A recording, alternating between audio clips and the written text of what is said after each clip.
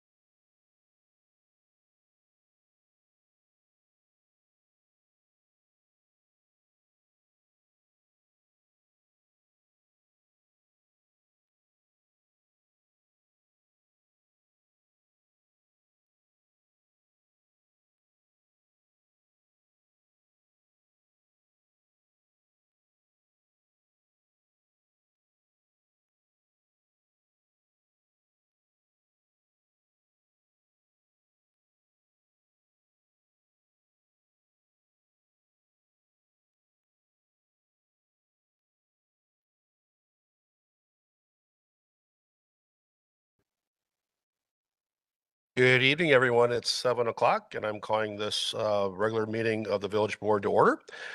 This meeting has been given public notice in accordance with Section 19.83 and 19.84 Wisconsin statutes in such form that will apprise the general public and news media of subject matter that is intended for consideration and action. Roll call is showing all trustees present, except for Trustee Jolene Pieper. She hopefully will be coming in. Now I ask if you can to stand for the Pledge of Allegiance and for a moment of silence. I pledge allegiance to the flag of the United States of America and to the republic for which it stands, one nation, under God, indivisible, with liberty and justice for all. Thank you. We are now on to the President's report. And I want to thank everyone for being here because the Olympics are on, so this must be very important for everybody. So good evening, everyone. I hope that you all had a wonderful weekend and that you had a nice Valentine's Day. Well, it appears that spring is here with the 62-degree weather, but saying that this is Wisconsin, we all know and trust that winter will be back. So enjoy this nice weather while you can. And driving by the golf course today, it was open and people were out there golfing. I would like to share what has been going on since my last update. In my News You Can Use section, there are several updates. The Flower Source demolition project, staff is continuing to work to get the demolition of the Flower Source buildings moving. The process is taking a little bit longer than we had hoped due to weather issues and issues with DNR approvals. The DNR requires additional testing beyond what we have already completed. The additional testing required is scheduled to start this week. FEMA public assistance denial. FEMA denied Wisconsin's request for public assistance to cover some of the costs related to the August flood. Following the FEMA denial, the Wisconsin Emergency Management Office will be initiating an application process for some limited funds they have available. While the amount of the funds is limited and the requirements are more stringent, we plan to apply in hopes of recouping the almost $500,000 in expenses that we incurred. And if we don't get any relief, I just want to tee it up that we'll be taking those dollars out of fund balance because we have to pay for it. On February 4th, Matt Mortwick, our Director of Public Works, notified us that he has accepted a similar position in Brookfield where he lives with his family. Matt was with us for a little over 2 years and he will be missed. We are sorry to see him go, but we are happy for him and wish him much success. His last day with the village will be next week on February 25th. At the Plan Commission meeting, I was out of the country on business travel, so I could not attend. A very special thank you to Trustee Bob Warren for taking over the chair responsibilities for the meeting. At the meeting, they heard a rezoning presentation on a 48-unit multifamily development on Fond du Lac Avenue. With the new metrics that we added this year that measures impact, whether good or bad, this development, if approved at the future board meeting, will have a positive impact on both village tax revenue and on village impact fees. And it will have no impact on school district enrollment and will have an insignificant impact on the new single family versus multifamily ratio mix. The Plan Commission also received an update on the upcoming Village Center District Community Engagement Program that will cover what is best for West Main Street, the Grosnick property, and the Ascension and Flower Source property. At the Economic Development Commission meeting, they heard a presentation from a commercial real estate expert on the challenging retail environment within the region and within the village. This presentation supports the EDC's Operation Storefront initiative that looks for strategies to fill up the empty big box stores that we have on County Line. They also heard a presentation from the CEO of the Economic Development Washington County on a Flamingo Marine company coming into our village.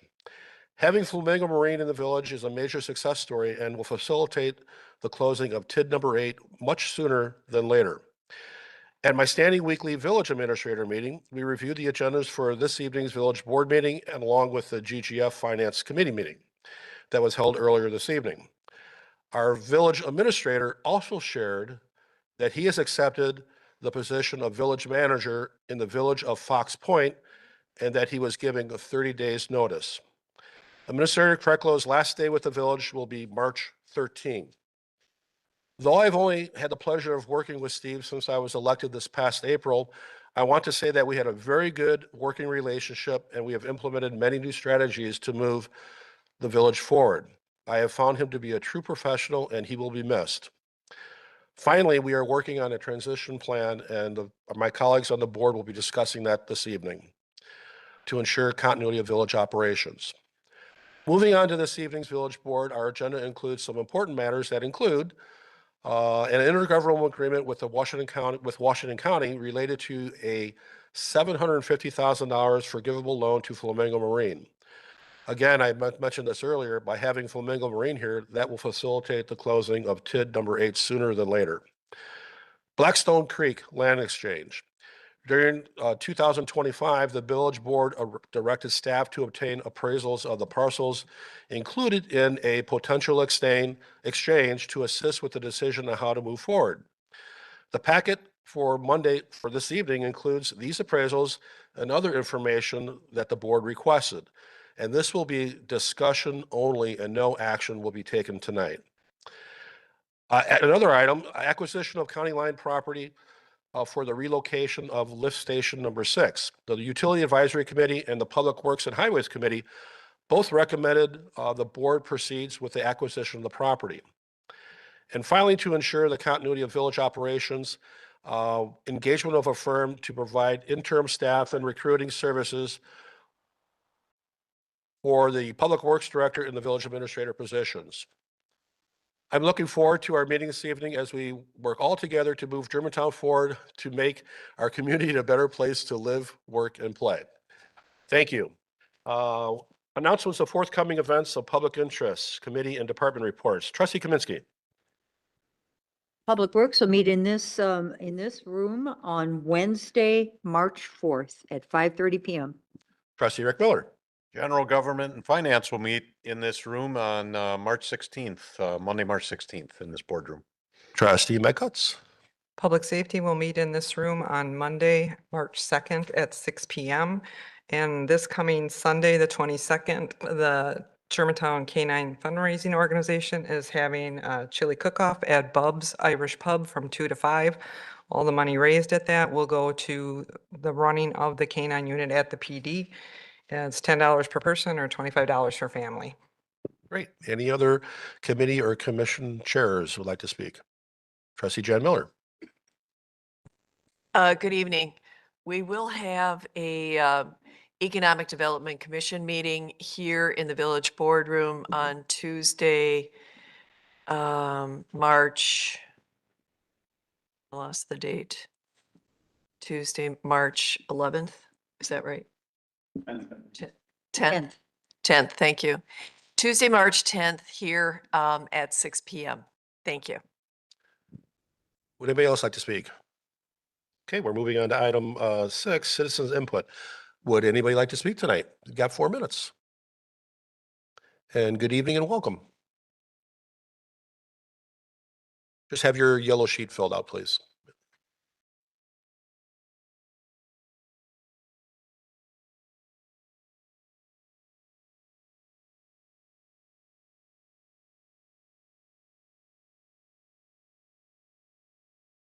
Yep. You gotta press the button. Okay, we got it. All right. My name is Lynn Schauer Bednars and I live on Pawnee Court. I'm going to cover this Blackstone thing. The man that owns this property obviously is doing this for one reason, money, okay? Without any real concern for the village, all right? Blackstone Creek, the land there that he wants us to give him for our park is registered as a floodplain or a wetland. I don't care what the appraisals are. When you can't use land, okay, it means nothing what the value is. And he wants the village to give up a park that our children use, okay? So he can build and make thousands and thousands of dollars on renting these units out, okay? This is really a slap in the face of Germantown. Yes, he can sell, do whatever he wants, but we should not be giving up our parkland, and he knows he can't build on it. And I'll tell you what happens when I drove by there and that land was loaded with water. Okay. My dad was a big builder in Illinois. All right. And he had that one problem. When you build and take up the good land and you're stuck with the flood land, that water has nowhere to go because you're absorbing it with buildings, okay, that are taking up the property. I don't care what anybody says. I've been through it. My dad went through it. That's what happens. And I drive by there all the time and there's a ton of water when we get rain. That land can't be used for nothing. And we're going to be having maintain money on our back if something happens. Like we couldn't get FEMA to help us with the other thing with the water. You think they're going to come and help you with this? I don't think so. And, so I'm saying Meg Cutes and Rick Miller, if anybody's here from Blackstone, those are your two trustees, call them and tell them what you really feel. It's going to be a mess. And he wants to take up all the absorbable land with buildings and garages and whatever. I don't care what they say. That's what's going to happen. I've seen it. I've been through it with my dad. And vote no on this. It's a foolish. If he wants to build, let him. Don't give up your parkland for this. It's a foolish decision. And that's for the taxpayers. And we have had no engagement from the public, from Blackstone, that people that live there, okay? The two trustees should be having meetings and board meetings on this and neighborhood meetings to see what they feel. So I think that if you're here from Blackstone, please call those two trustees. And as far as recruitment, okay, we lost an administrator, and I'll tell you what, I don't consider it a loss. This board, with the exception of 2 or 3 frugal trustees, and I'm not in the board and the past administrator, okay, have created tremendous debt by their votes for us. And just to accumulate property and make us, you know what happens when you borrow? We're a slave to the borrower. We're in debt for millions of dollars because of the decisions that these people have made. And no one can deny that, okay? And this is what really bothers me. And if you're going to recruit somebody, it shouldn't be a closed session. We should have say what kind of a person we want. We want somebody that's a more effective person working with the people, that when something comes up that is millions of dollars of debt, we have a say in what our taxes are going to. And we don't have that. We didn't have that. And public opinion is not for the people that are leaving, except for Matt. This should be an open session so that the voice of the people with their opinion to what kind of person they want in that position, because that person controls what we pay. So please, if we had more, the public opinion, if we had, here's what 2 people said, if we had more trustees we could trust with our money, maybe closed sessions would be more acceptable. So all I'm saying is please call your trustee for Blackstone, tell them you don't want this, and let's vote no on it and keep our park for our kids. That has more value, those young kids, than a apartment building to make somebody wealthy. Thank you. Great. Thank you very much. And like I mentioned in my president's update, no action will be taken tonight on the Blackstone Creek. Discussion only.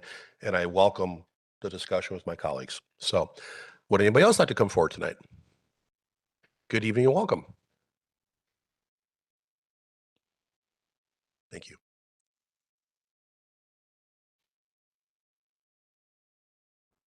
My name is Thomas Nas. I'm at West 179 North 11435 Blackstone Creek. I live in the Blackstone Creek subdivision right here, over here. So I just have a couple questions or comments, I guess, on I read through this Valbridge appraisal report. And so I just had some questions on some of the things that are mentioned in there. On page 11, it talks about the proposed exchange agreement that was dated January 10th, 2025. And I just want to read one section there. It says, the proposed exchange agreement, if properly executed, would enable the assemblage of potential development parcels while providing an opportunity for the village to expand and reimagine Hope Strauss Park, taking advantage of river access and bringing much needed population to this village center district via Main Street to support revitalization efforts. Now, I read this 2 or 3 times, but it really didn't say anything. Or I just have some specific questions. What are the specific plans for the village to expand and reimagine Hope Strauss Park? And or plus, how will the village pay to expand and reimagine Hope Strauss Park? That was one of my comments. And then on page, and the next part is on page 32 of the same report, and that's talking about the village comprehensive outdoor recreation plan that was developed in 2021. And as item, one of the 12 goals, the second goal is to acquire and maintain adequate amount of active and passive recreational lands to meet future recreational needs. Well, I guess since don't we already own Hope Strauss Park? And according to goal 2, we really can't swap that because of the land, if you want to maintain active recreational lands, then you can't swap it according to your goals. So then I have page 36, and that's about talking about the site description of the land in question. And there it says that the majority of the subject is designated as wetlands, floodplain, hazard land, and or environmental corridor, and therefore the usability of these lands is diminished. Furthermore, the areas outside of these areas have challenging access, which results in the overall usability of the subject for non-recreational use being very limited. Well, I guess if you turn it into recreational areas, aren't those same challenging access challenges there? That's a question I had. So, and then the other questions I have are on page 58. The golf course is irrigated, and what are the plans for the old irrigation system if that ends up? That was another question. And then finally, on page 59, the tee boxes and fairway greens and roughs will be allowed to be rewilded. So it says, so these areas would just be left to go to weeds. At the Glen at Blackstone Creek, we have some abandoned greens and fairways that we inherited when we were building those condos, and we have to rough cut those 2 to 3 times a year to keep the invasive weeds down. Is the village planning to do this? And then another, just a comment, has the village ever considered turning the wetland into a flood abatement area? Looking at building a large water retention lake? Maybe Menominee Falls would help, since they too would benefit from any flood abatement efforts. Or has anyone ever talked to the Wisconsin DNR for help, or FEMA? Those are the questions I had. Thank you. Thank you very much. Would anybody else like to come forward tonight? Good evening and welcome. Thank you.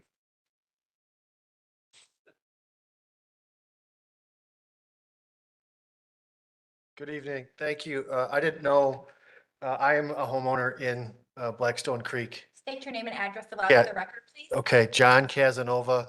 I live at West 177, North 11586 Blackstone Circle. I actually live right on the golf course. And so been trying to pay attention throughout the course of has preceded us, and try to figure out the right time for me to come and at least express and get on the record for any concerns that I think myself, I'm certainly not speaking for the HOA, just for myself being a homeowner right there on the course. I've seen some different things, and I took some notes, so I guess I'll speak from that. But I'm not necessarily opposed to the land swap taking place and the village utilizing the golf course land to expand the park. I am here tonight to go on the record that I'm opposed to any, and again, I've seen different variations, different pictures of things, but so I'm opposed to any permanent structures being built on the west side of the Menominee River as part of the new park. Obviously, that would be on the side that my house is on. This would include bathrooms, pavilions, parking lots, concession stands, volleyball courts, and tennis courts, which I did see on one mock-up that they're proposed would be tennis courts as part of the new park area.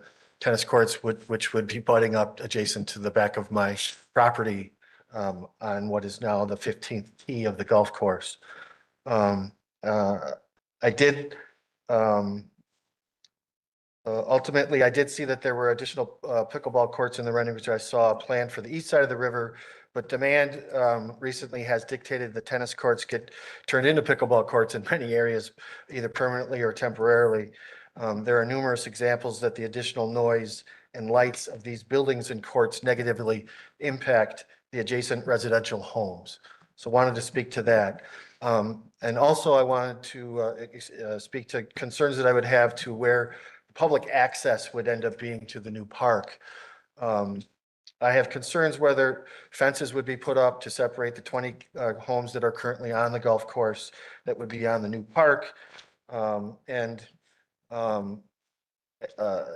I think you guys should probably know, the current Blackstone Creek is set up so that our subdivision is private.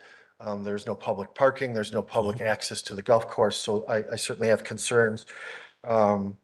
I'm concerned about any impact this would have on the Blackstone Creek subdivision, which is currently private and does not allow public parking and allowing the public to access the new park directly from the subdivision and allowing, as an example, high school kids to be able to cut across the park to get to school and or just simply to be able to park their cars within our subdivision to be able to go to school, which they currently couldn't do right now. So again, I don't know if this was the right timing for me to come and at least get on the record for some of the concerns that I have, but I appreciate the time. Thank you. Thank you very much. Would anybody else like to come forward tonight and speak?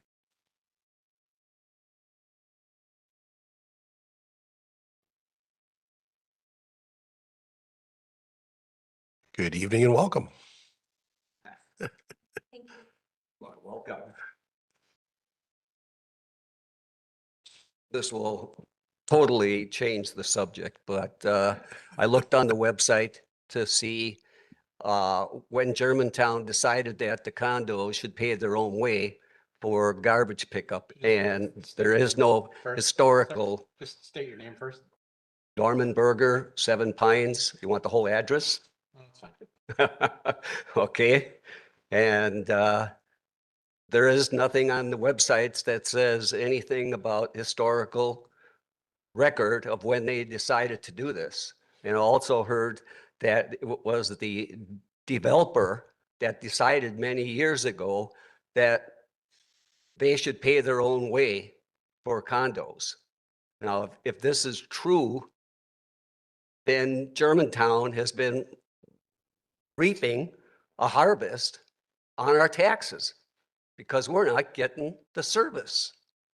We should not pay an extra fee for garbage. It is included in our taxes. And that's what I'd like to see changed. Thank you. Oh, by the way, Bob was over, or no, he wasn't either. He was on the phone with me Saturday morning and he said he would look into it. So thanks, Bob. You're welcome. Would anybody else like to come forward tonight and speak?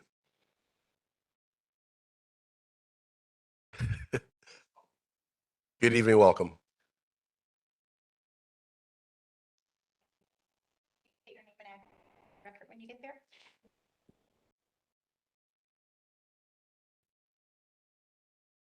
So my name is I'm used to a louder mic. So my name is Pastor Bill Knapp. I am a resident in Blackstone Creek. And I just wanted to give a few thoughts as we go forward. One is I get that it is hard for Blackstone residents. It's hard for the developers because they're dealing with a lot. And I get it that it's hard for the village. I'm the lead pastor of a 2,600 member congregation who spent $9 million in a building renovation. If you think making the villagers of Germantown happy is a piece of cake, it's easy compared to church people. And I get it. And this is free advice that all of you can forget right after I say it. It seems as far as I can read, the consultants are unsure about this plan. They don't seem confident and their advice seems kind of lukewarm. That's my read. And the truth is this doesn't directly affect me, but it does affect my friends and my neighbors who love Germantown, and it affects the village, and it affects the developer. I know there is a win-win way forward, but it's going to take some vision and trust, and it's going to take some patience. And I hope that this project isn't a ready aim fire. And I hope the village is fair and that my neighbors and developer can work together for an outcome that I know can bless everyone. And I know that sounds naive, but I'm a pastor and I believe in miracles. So I offer myself, my time, if it's going to help, and hope everyone considers what impact this has on everyone. It's possible, I believe, for this to be a win-win. And even if you don't need my help or use my help, my prayer is that you all will find blessing in this project. Thank you for your time and your patience. Amen. Thank you very much. We're signing you up. Would anybody else like to come forward tonight? Good evening and welcome.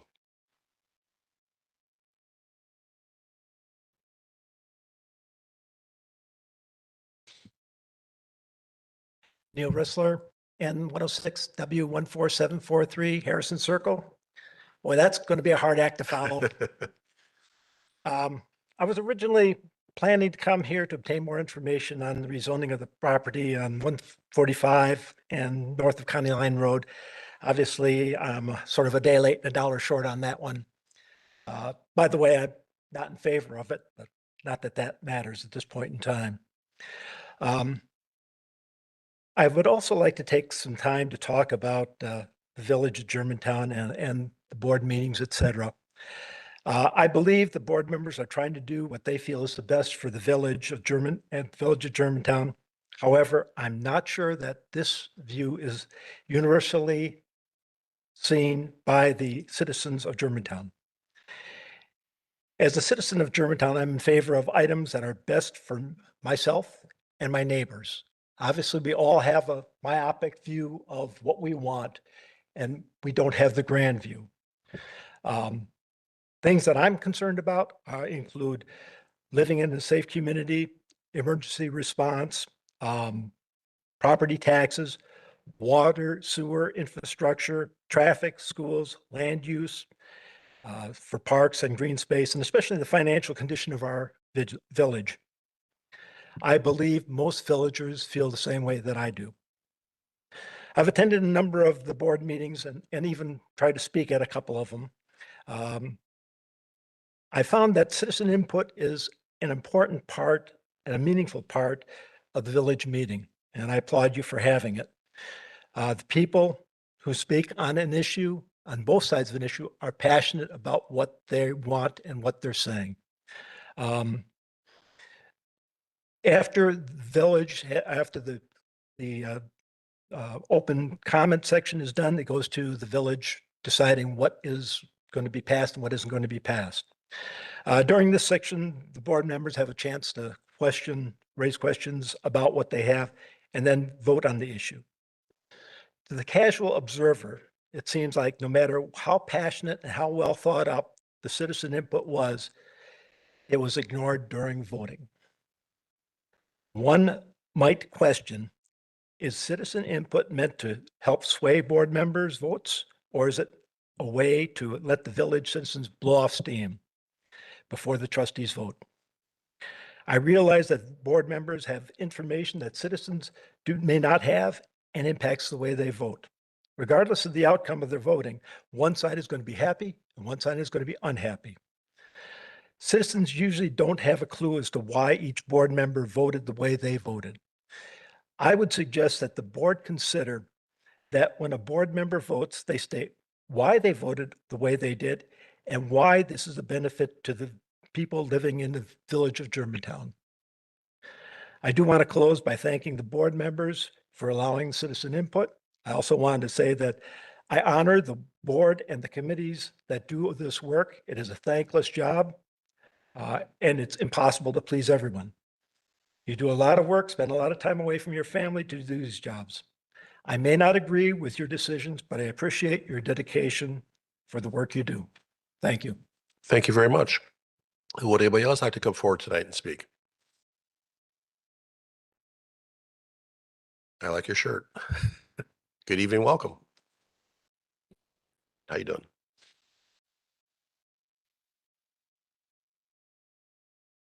Doug Lohman, W180N9881 Rivers Bend Circle. Okay, I'm going to talk on two things here tonight. I want to talk first and foremost on the intergovernmental agreement with Washington County on the forgivable loan to Flamingo Marine. I want to start off by saying I am in favor of TIDs generally. I'm really in favor of commercial and industrial TIDs. It's a very good way to, well, it's something that we have to do to be competitive with other municipalities and counties. They're all using them. We've got to do it.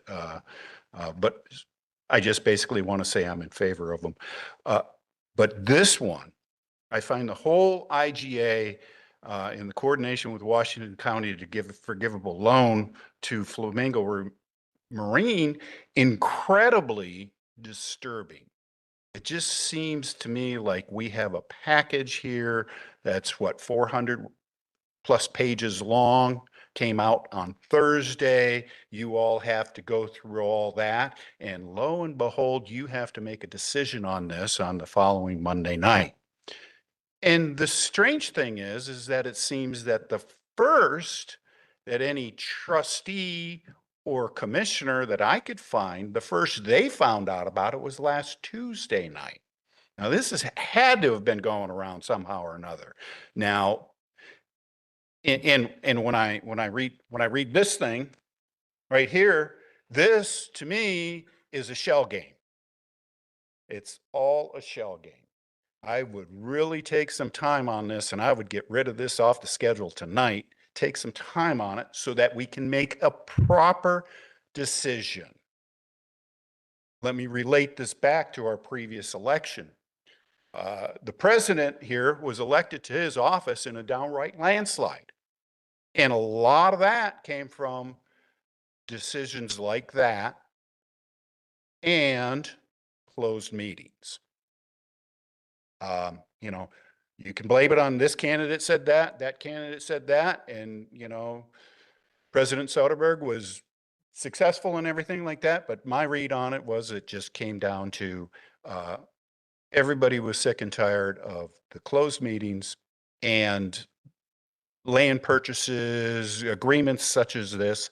I want my trustees to know what they're voting on, be sure what they're voting on, and have concrete elements as to why they're voting to the way they are. That takes time and study. And I want to close by talking about the closed meetings. The way I look at closed meetings is my two representatives right there, my two trustees right there. When they go to a closed meeting, they get their hands tied from talking to me. They get captured by the village and can no longer be directly open and honest with the constituent. I am positive well over half of the two closed meetings that are going to happen tonight could be done in the open light of day. I am positive of that. Please tell me I'm wrong. Problem will be is that you can't tell me why. I really want you, I beg you, I encourage you that if anything comes up tonight that could be done in public, ask that it be reopened so that we can all hear it. Thank you very much for your time. Thank you very much. Would anybody else like to come forward and speak?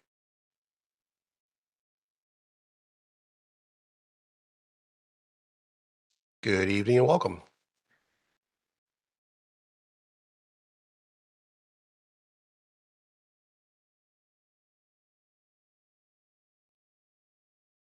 All right, Melanie Smythe, N140W17938 Cedar Lane. Good evening. Two quick comments. I agree with what Mr. Lohman said. I think that there are some things within that development agreement about the metrics that the Flamingo Marine needs to achieve maybe needs another look. Generally, I want to close that to date as quickly as possible, but I do think that the development agreement should be scrutinized more by you guys before it's passed. The second subject I'd like to talk about is just generally development. And this could be construed as part of the utility lift station 6, Blackstone Creek. In fact, any development that this village ever goes into again. In my opinion, having worked for 30 plus years in real estate and development area, we have kind of a fire ready aim approach here, because we go out stretched with our checkbook and we say, look, we want to buy property. And that's exactly the wrong way about it. We should have independent brokers who represent the village, not rely on staff. Not that they're not bad people, but they're not professional real estate negotiators. Rather than immediately purchase property, we should tie up property with some kind of instrument like a letter of credit, so that we have for a period of time the opportunity to do due diligence, and that is our homework. And what that means is that we can do construction cost estimates on the designs. We can figure out soils reports. We can look at the process of any kind of state permitting or other types of permitting that needs to happen. We can look at flood maps. We can do a phase 1. We can do a phase 2 for contamination. We can do appraisals like the ones that are in the packet today. And we can look at things like operations costs, like if we're going to run a golf course, because we might want to do a land swap. So you do all of this homework, then you can come to an agreement on the terms with to have the actual development agreement, rather than immediately jumping into a development agreement. So I think this is for Lift 6, we're at a good spot. We could definitely go out and get an independent broker and set up a letter of intent. I said letter of credit earlier, letter of intent, and start that process so that we have an opportunity to do our homework and understand what the actual situation is with that property. We are going blind negotiating with people. We're also going in with brokers who are associated with developers, and there is an inherent conflict of interest, no matter what you may think or say. So I would like to see that for development going forward, that we put into place a different type of development process, and that we spend time doing homework, which then informs our actual development agreements. It might take an extra year, but that's what is required in order to do these things. The last comment I'd like to make is, I don't understand why we're having this conversation about Blackstone before the Village Center District community engagement work has been completed. I think it's out of order. Thank you. Thank you very much. Would anybody else like to come forward and speak tonight?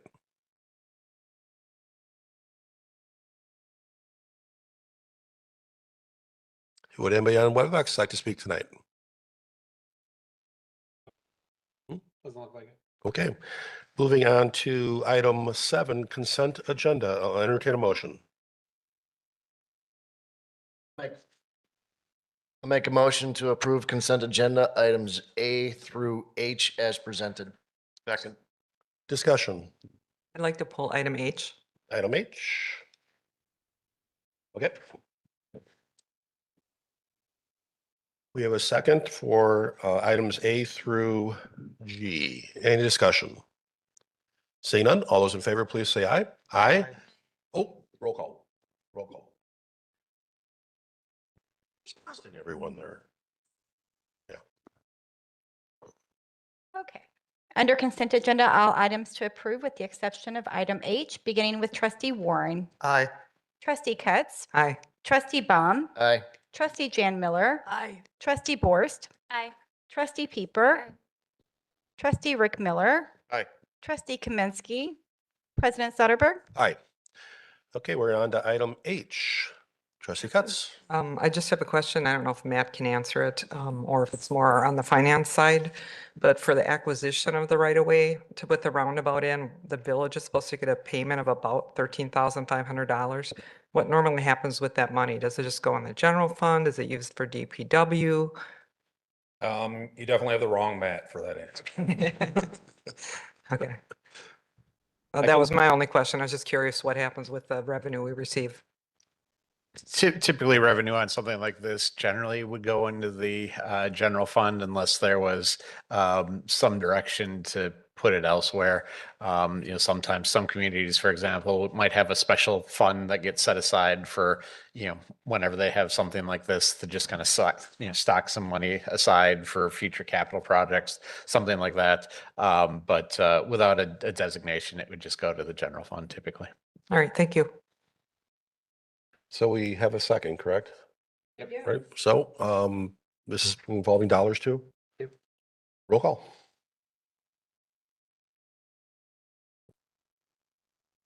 For item H, beginning with trustee Warren, Aye. trustee Cutts, Aye. trustee Baum, Aye. trustee Jan Miller, Aye. trustee Borst, Aye. trustee Pieper, Aye. trustee Rick Miller, Aye. trustee Kaminsky, President Sutterberg. Aye. That motion carries. We're now, we have no unfinished business, public hearings. We're on to new business.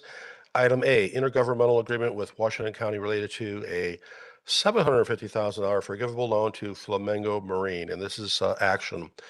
Our administrator is traveling right now. Our finance director is sick. A lot of sickness going on. I'm just getting over a cold as well. And I asked that we have a very a good conversation in terms of the path forward on this. So I would recommend that we table this. I will say that referencing Flamengo, right now, knowing what I know, I'm going to vote yes for this. But I have no problem pushing this back to the next village board meeting.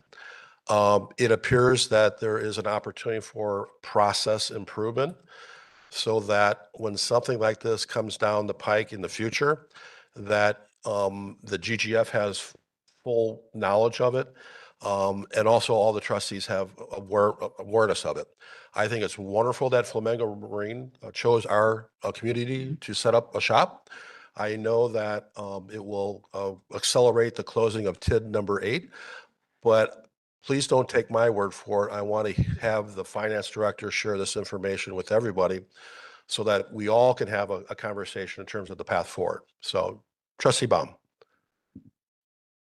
Is there a reason why EEWC or the Washington County Economic Development isn't here presenting to the village board I would the agree. information? We will have them here at the next village board meeting. Thank you. Trustee Jan Miller. May I make a motion? Sure.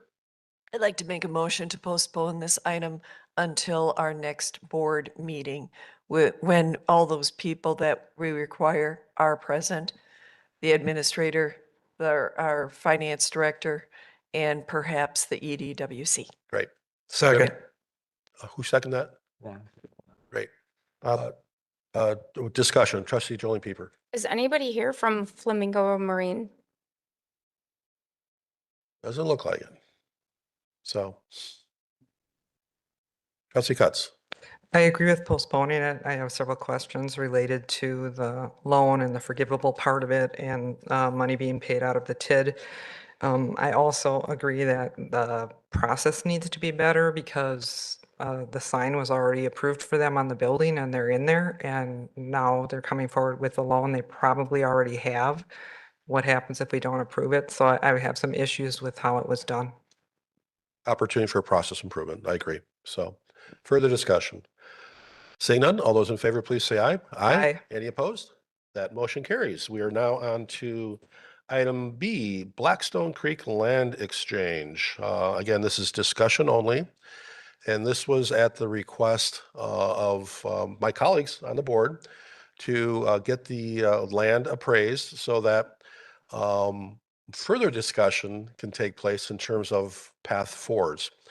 In the packet, and again, I wish our village administrator was here tonight, but in the packet, there's appraisals for, I believe, the 114-acre parcel that I'll call the golf course.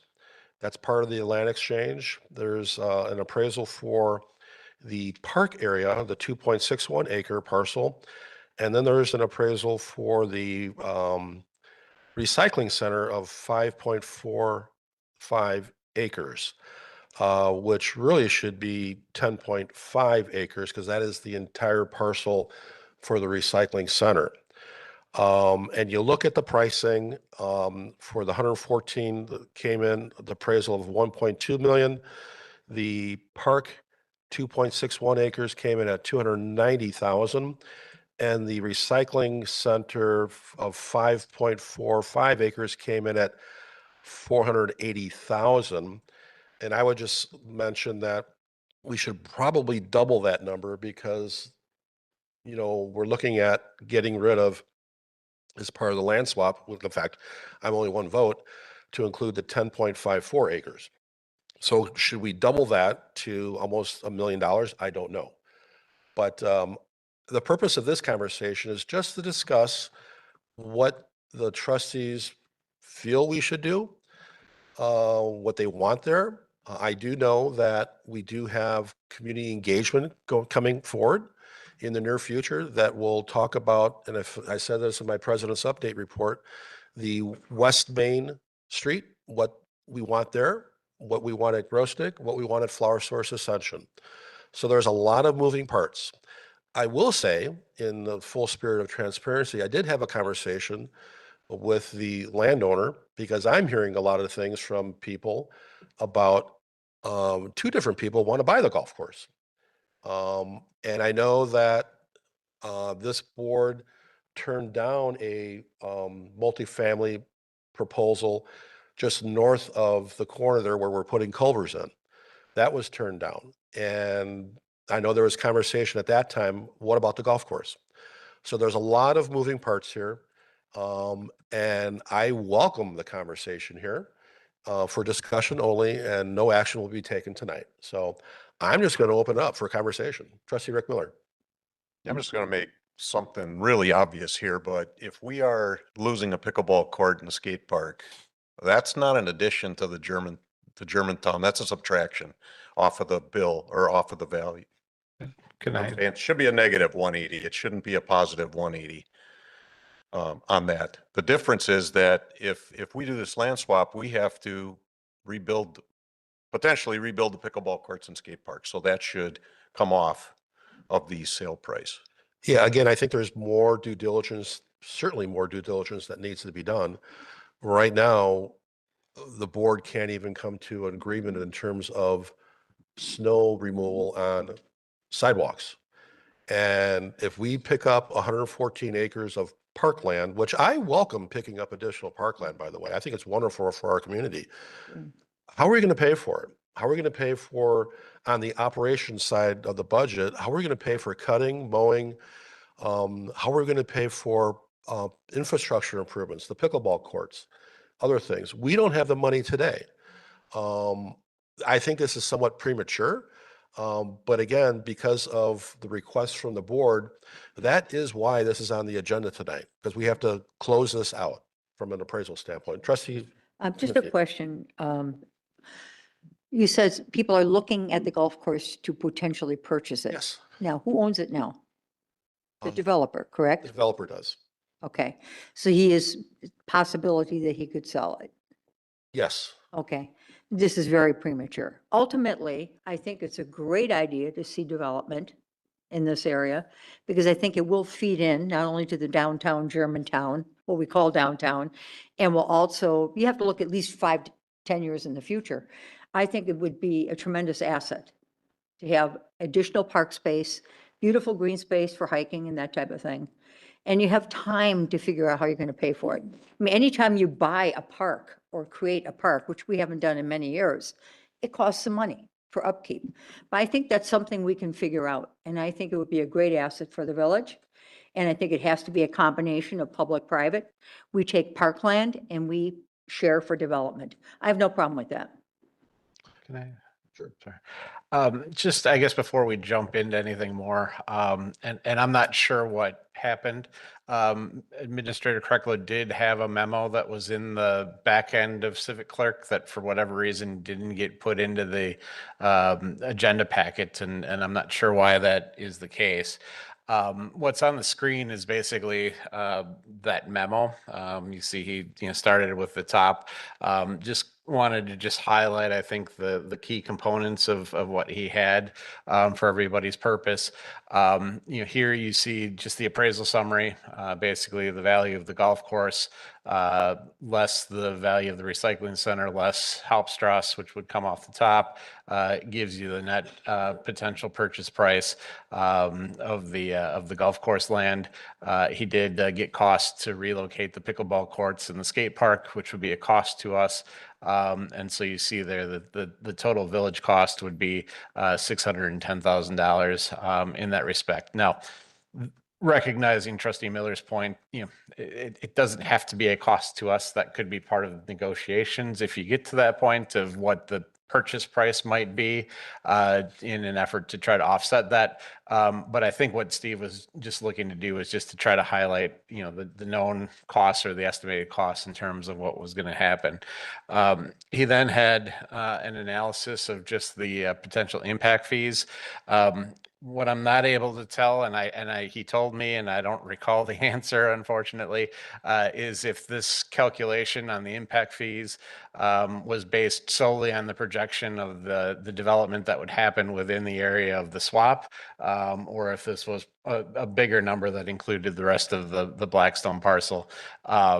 But I think it's just the limited area within the land swap and the development potentially there. But I'm not 100% sure on that. So take that for what it's worth. But here you see just an estimate of potential impact fees that could potentially come in.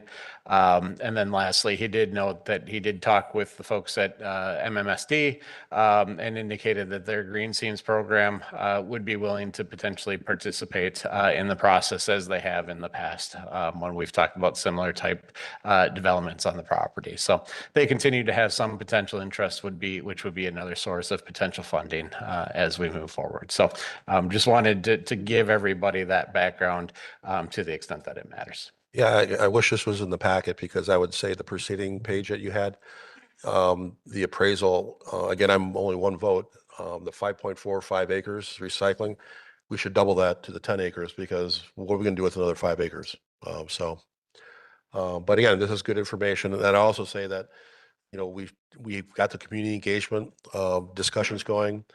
And then we've got 4 open trustee seats too. So I really wouldn't want to go down the path of taking action in terms of this until the election. Trustee Jolene Pieper. Why don't you want to take any action on this until the election? We are trustees and we are trustees in today's date. Why do you need to wait until some of us, potentially me, are off?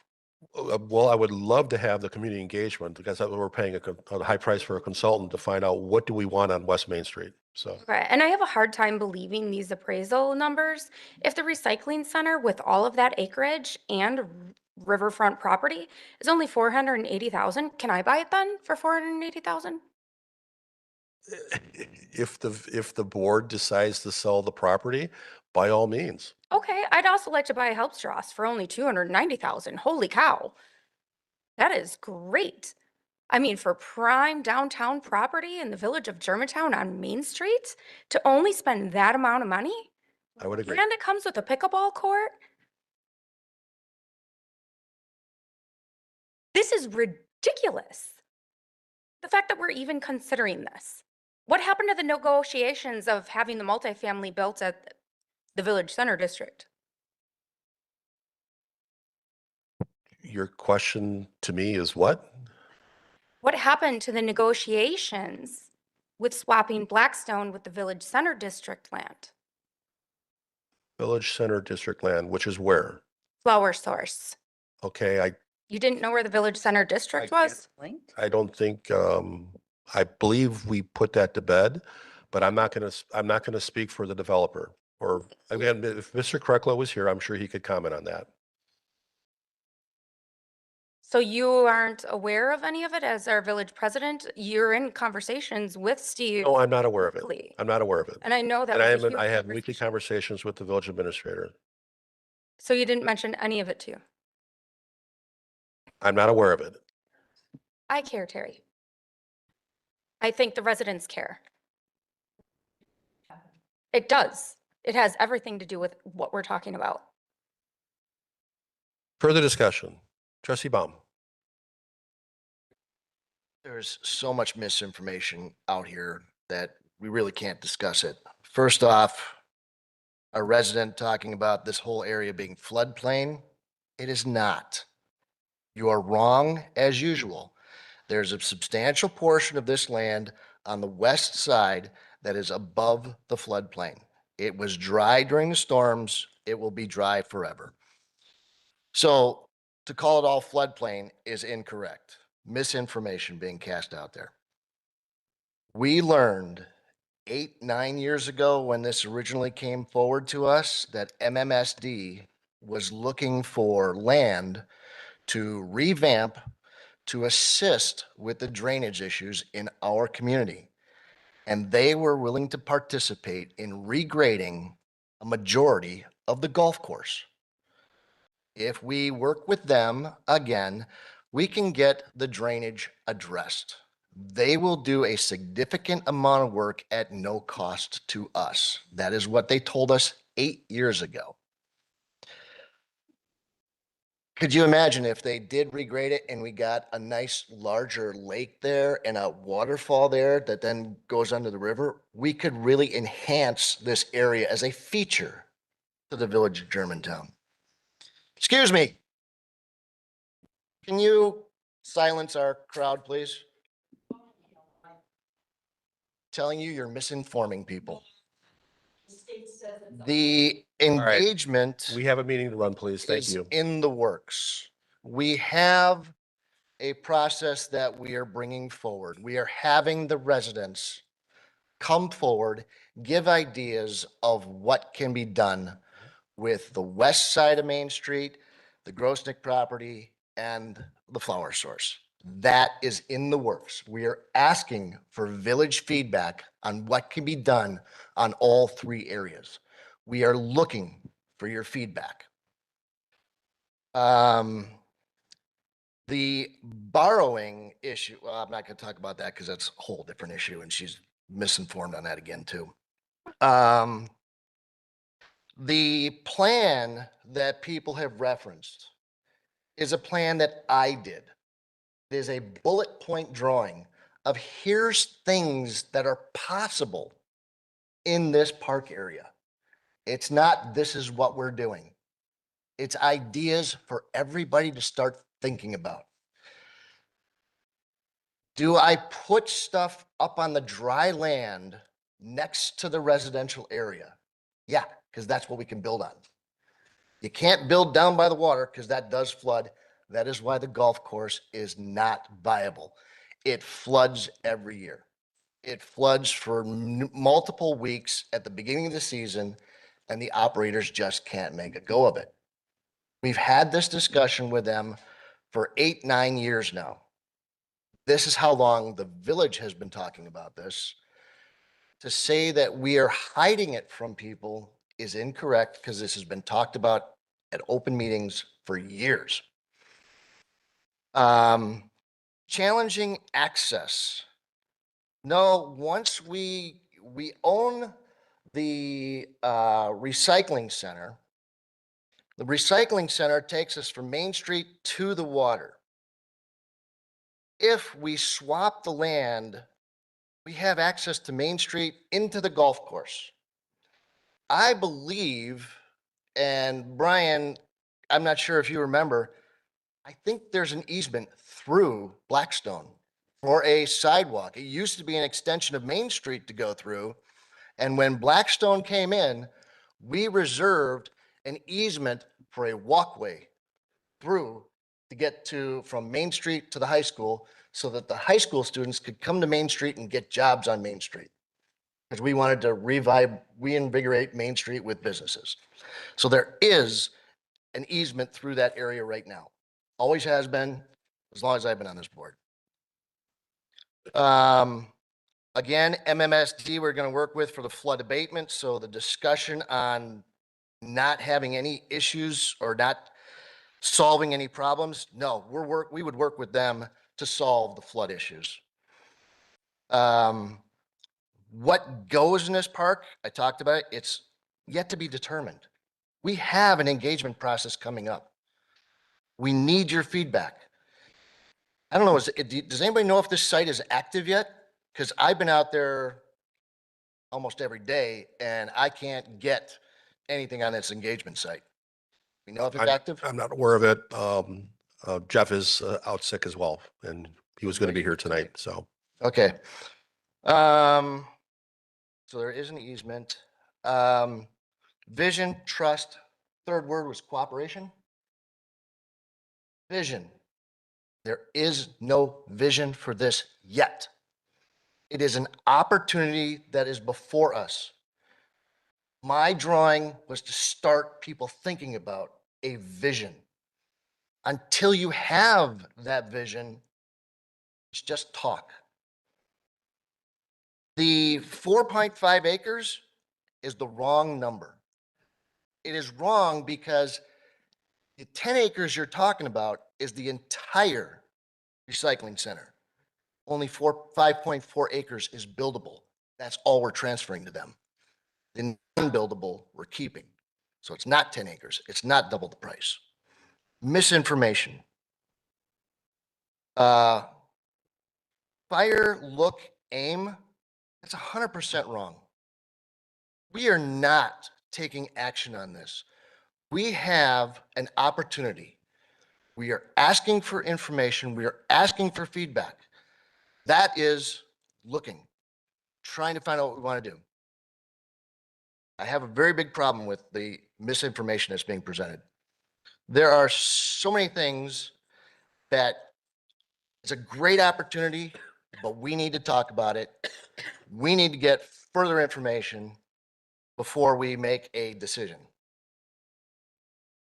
And I want to thank Trustee Baum for sharing with everyone that I'm misinforming the public.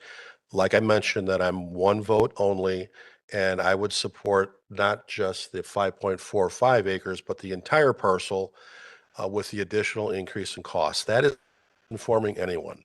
Trustee Bob Warren. I'm sorry, Trustee Cutts? Sorry. I have problems with this for mostly all financial reasons. The village is struggled to do our budget. We were putting maintenance items into borrowing. We are talking about a new lift station, purchasing land for that. This would, what, 600,000? And we're struggling to figure out how to even cover the services we have, much less taking on additional services of taking care of this land, which we don't know what those costs are. So I'm not comfortable going forward when financially, I don't think it's a good thing. Trustee Bob Warren. So in regards to collecting information, I'd like to see the village center study be completed. I don't want to commit to land swaps or anything, which could short circuit maybe a recommendation that this study might have. So that's some key information that we're paying for that I'd like to be able to digest before we move forward with other things. Trustee Worst. Yep, I agree with what Trustee Cutts and Trustee Warren said. I think we should be waiting, getting feedback from the community until we make any sort of decision. And then the financial piece as well. It's going to cost a lot. We can already see that, and we don't even have all the costs here. I feel like, not saying that it would change my mind at all, but I think seeing a very thorough financial statement on this in terms of all the costs laid out, because we're essentially building a bigger and new park, and that's going to cost a lot, and then maintaining it's going to cost a lot. So I think no matter how we feel about it, seeing those financials as a full picture would be really helpful. Trustee Jen Miller. Thank you. I agree with Trustee Cutts, Trustee Warren, Trustee Borst. First and foremost, we are still waiting for our first meeting with our new financial advisor on GGF. They will be coming next month, and that is Baird Company. So we don't know exactly what the state of we have reports, but what we need to address is our debt service and other things going forward. We're looking at the things that we would like to have, but can we afford to have it? And coming to some sort of a compromise might be a great idea.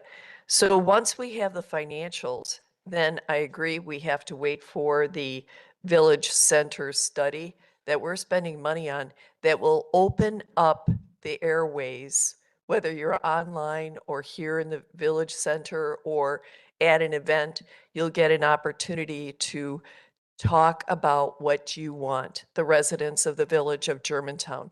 We've been silented for 4 years, no neighborhood meetings. So it's time, and you'll have an opportunity to do that. So I'm looking forward to that. But, and I just want to say something about the golf course. I've had many people come to me and say, we love the golf course. The golf course is outdoor activity. This community loves their outdoor community. We can't give up our parks. You give it up, you lose it forever. So I am not in favor of doing any kind of a swap. And if it's the same exchange information that they gave us in January of last year, it has TID in it. And I'm not going to support a TID for this project. Keeping it a golf course is a possibility, I think. And if you have a couple of buyers, I think you should look at it. And then we just need the neighborhood meetings and feedback from our residents. Thanks very much. Trustee Rick Miller. So I have no problem with the appraisals or anything like that. This was a what if.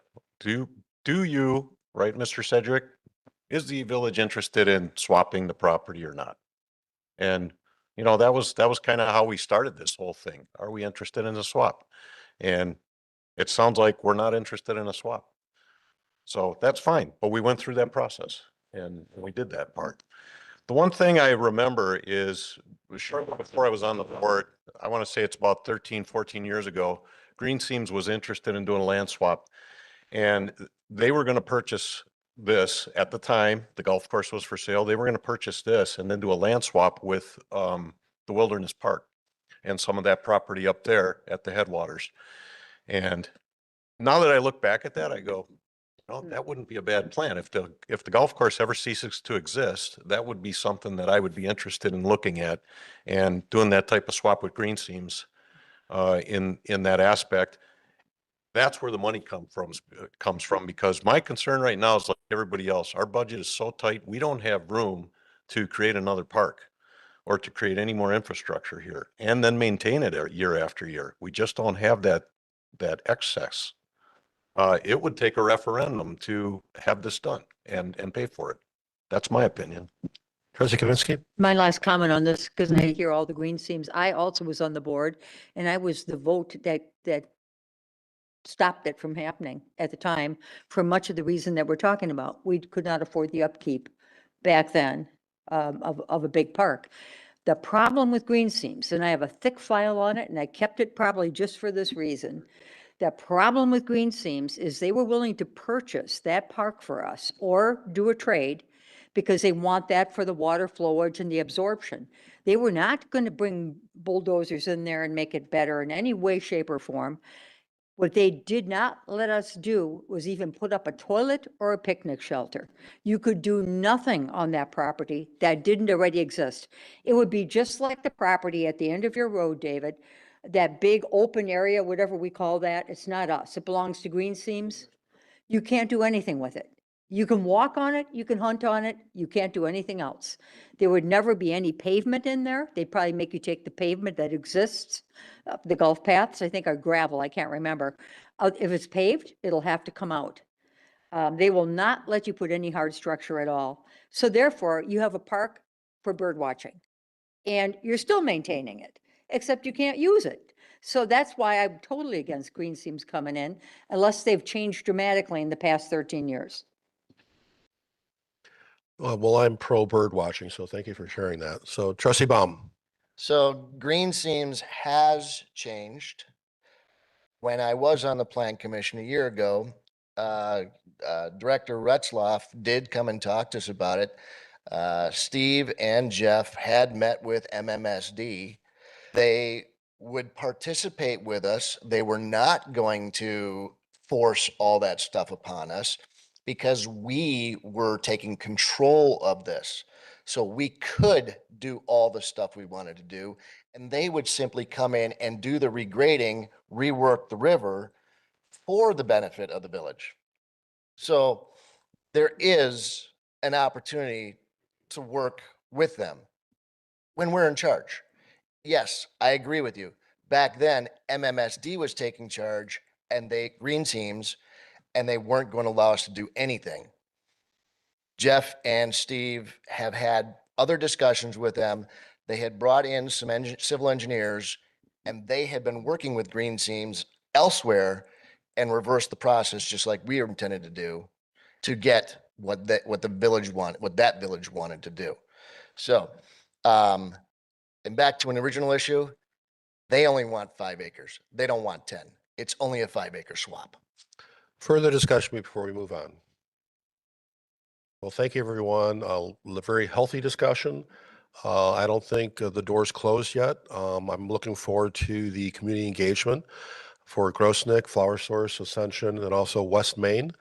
And based on that, I'm sure we'll be back having further discussion on this. So thank you, everyone.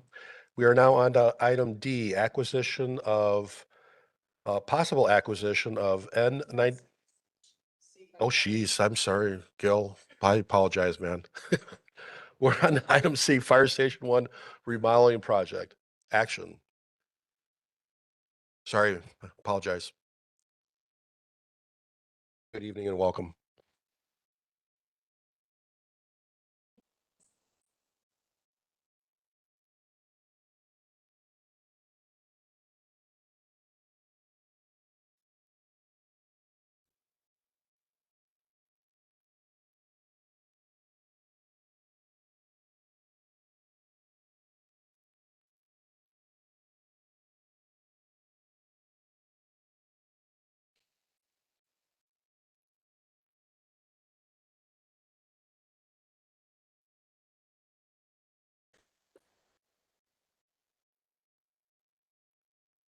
Did it over to PowerPoints? You already switch it? You're plugged in.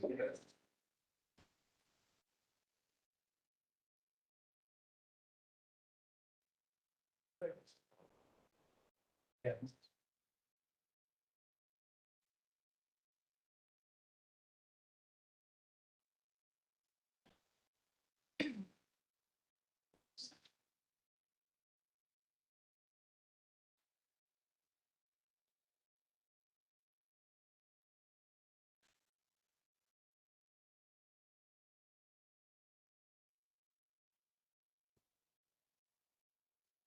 We're getting there. All right.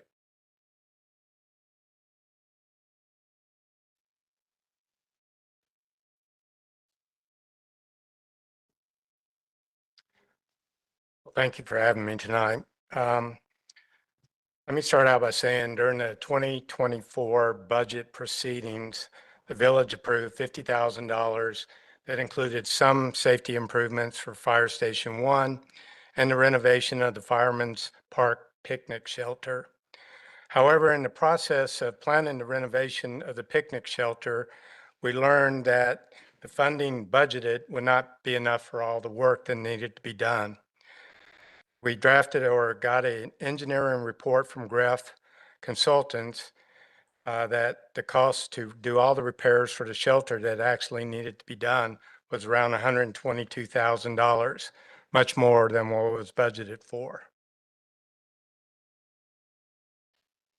Here you can see the shelter as it stands now. The structure consists of metal roofs supported by wood purlins and wood trusses. The structure consists of 2 wings. Based on the framing arrangement, the west wing is assumed to be an addition added to the east portion of the structure.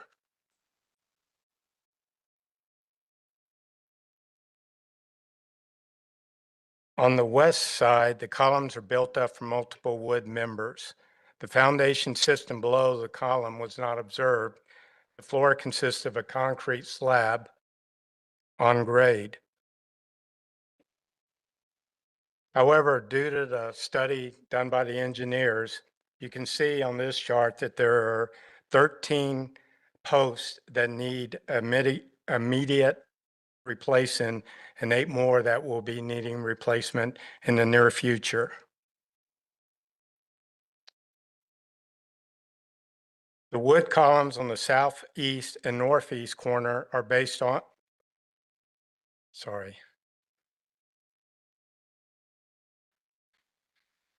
The wood columns on the southeast and northeast corner are based with rot and water damage. Solution would be to cut and remove lower portions of the column, install new wood column with a vapor barrier and post space connection, and splice with remaining existing column. So you can see there, these are most of the posts that is supporting the structure as it is. The next issue we are dealing with are deteriorated wood kickers. Wood diagonal kicker with deteriorated connections. These are typical of east side of the structure. The recommendation would be to remove and replace these kickers and reconnect to the existing framing. The metal roof deck has some wear and a hole in the northwest corner of the east side. As a result, it is recommended that the deck be replaced within the next year. The wood roof, purlins, and trusses are in fair condition and do not require replacement at this time. 13 of the columns on the east side are in poor condition with deteriorated bases and water damage and should be repaired or replaced within the next year. 3 columns between the east and west sides are in fair condition and should be replaced in 1 to 2 years. 10 columns on the west side of the building are covered in wood facade, which obscures the structural column members. Removal of this facade is required to observe the condition of these columns. Several wood kickers at the corners of the structure are deteriorated and should be replaced. All repairs should be designed by a qualified design professional. Here, they did an estimate to do the work to replace the trusses and so forth.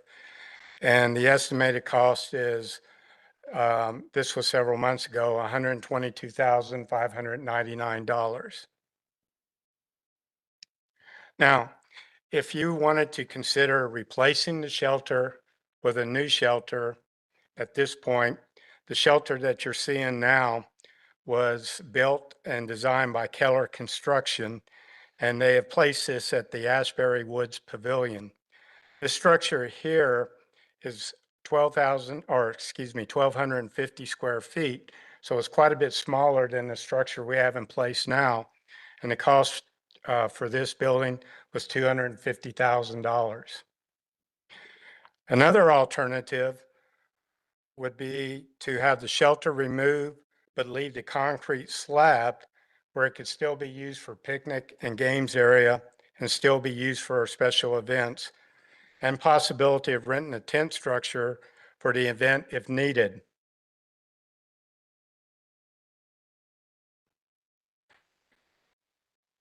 However, I did look into renting a frame tent. Was thinking a 30 by 60 frame tent from maybe June to August that would satisfy picnickers as well as the use we get from our Kids Club summer program.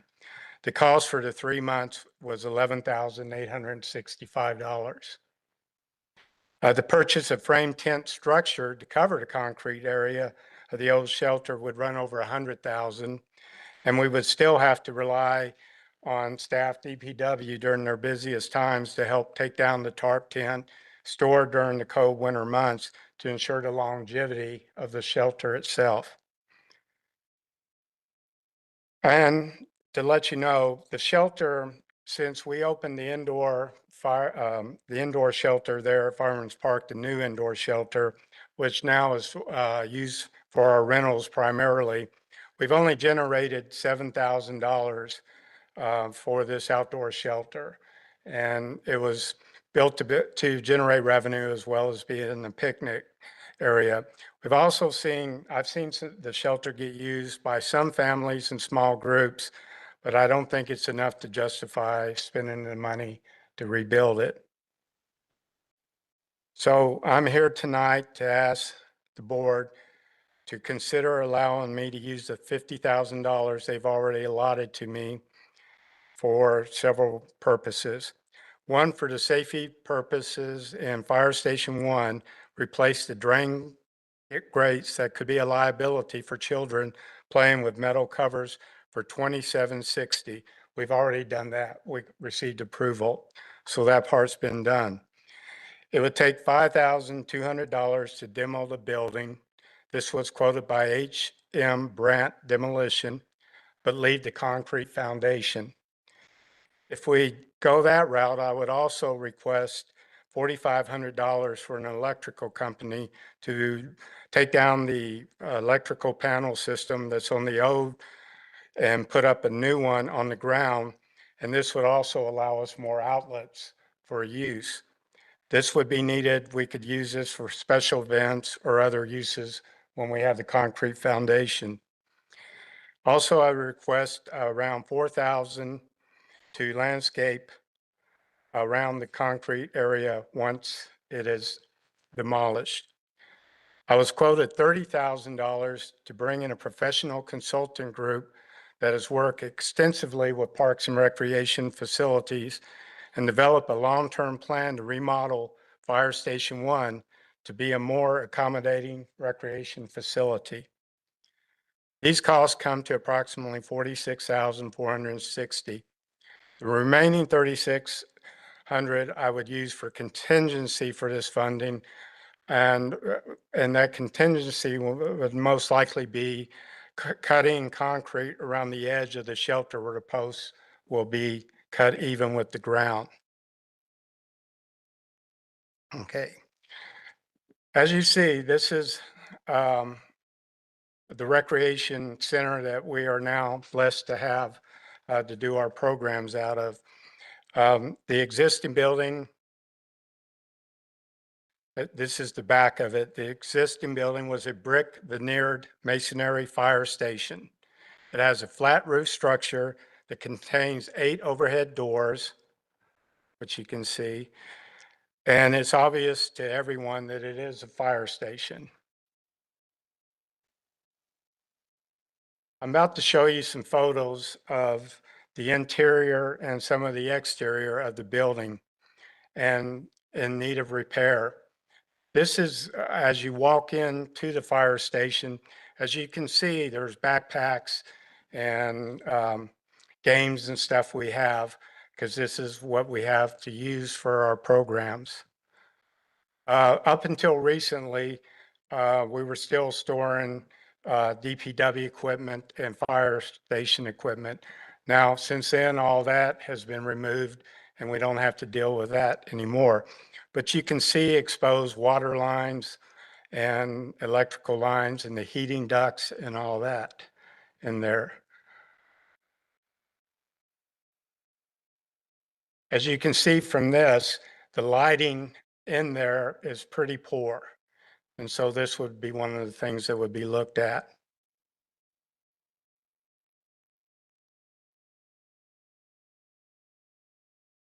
Where the mats are and the cones are is when we got those grates put in, those metal grates. So that was during that construction process. And you can see, we do have an active program in there, but you can see what we're working with. All right, the flooring appears to be a vinyl asbestos tile, which depending on the condition could be a health concern.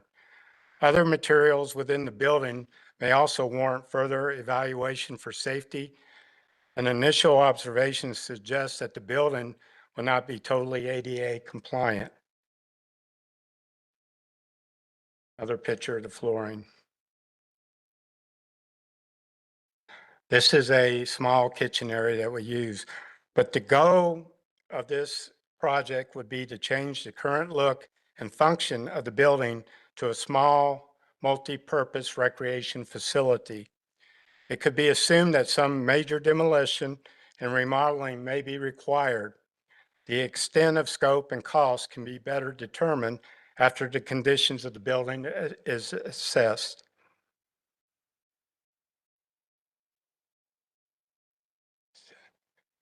So with consultants, if we're allowed to hire them, I would request the following information and have them develop a creative and welcoming and inclusive environment accessible to all community members.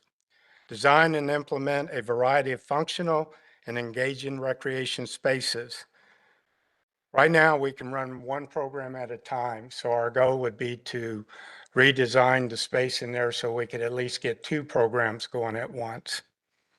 Examination of the exterior elevations, identifying ADA accessibility, identifying building code noncompliance issue due to change of use, modernizing the building's infrastructure, including but not limited to HVAC, plumbing, electrical, and lighting systems, obtain testing for suspected hazardous materials, integrating sustainable and energy efficient design principles, maximizing natural light in open spaces, and have a consultant suggest modifications and remodeling and cost, and then have consultants report on general observations.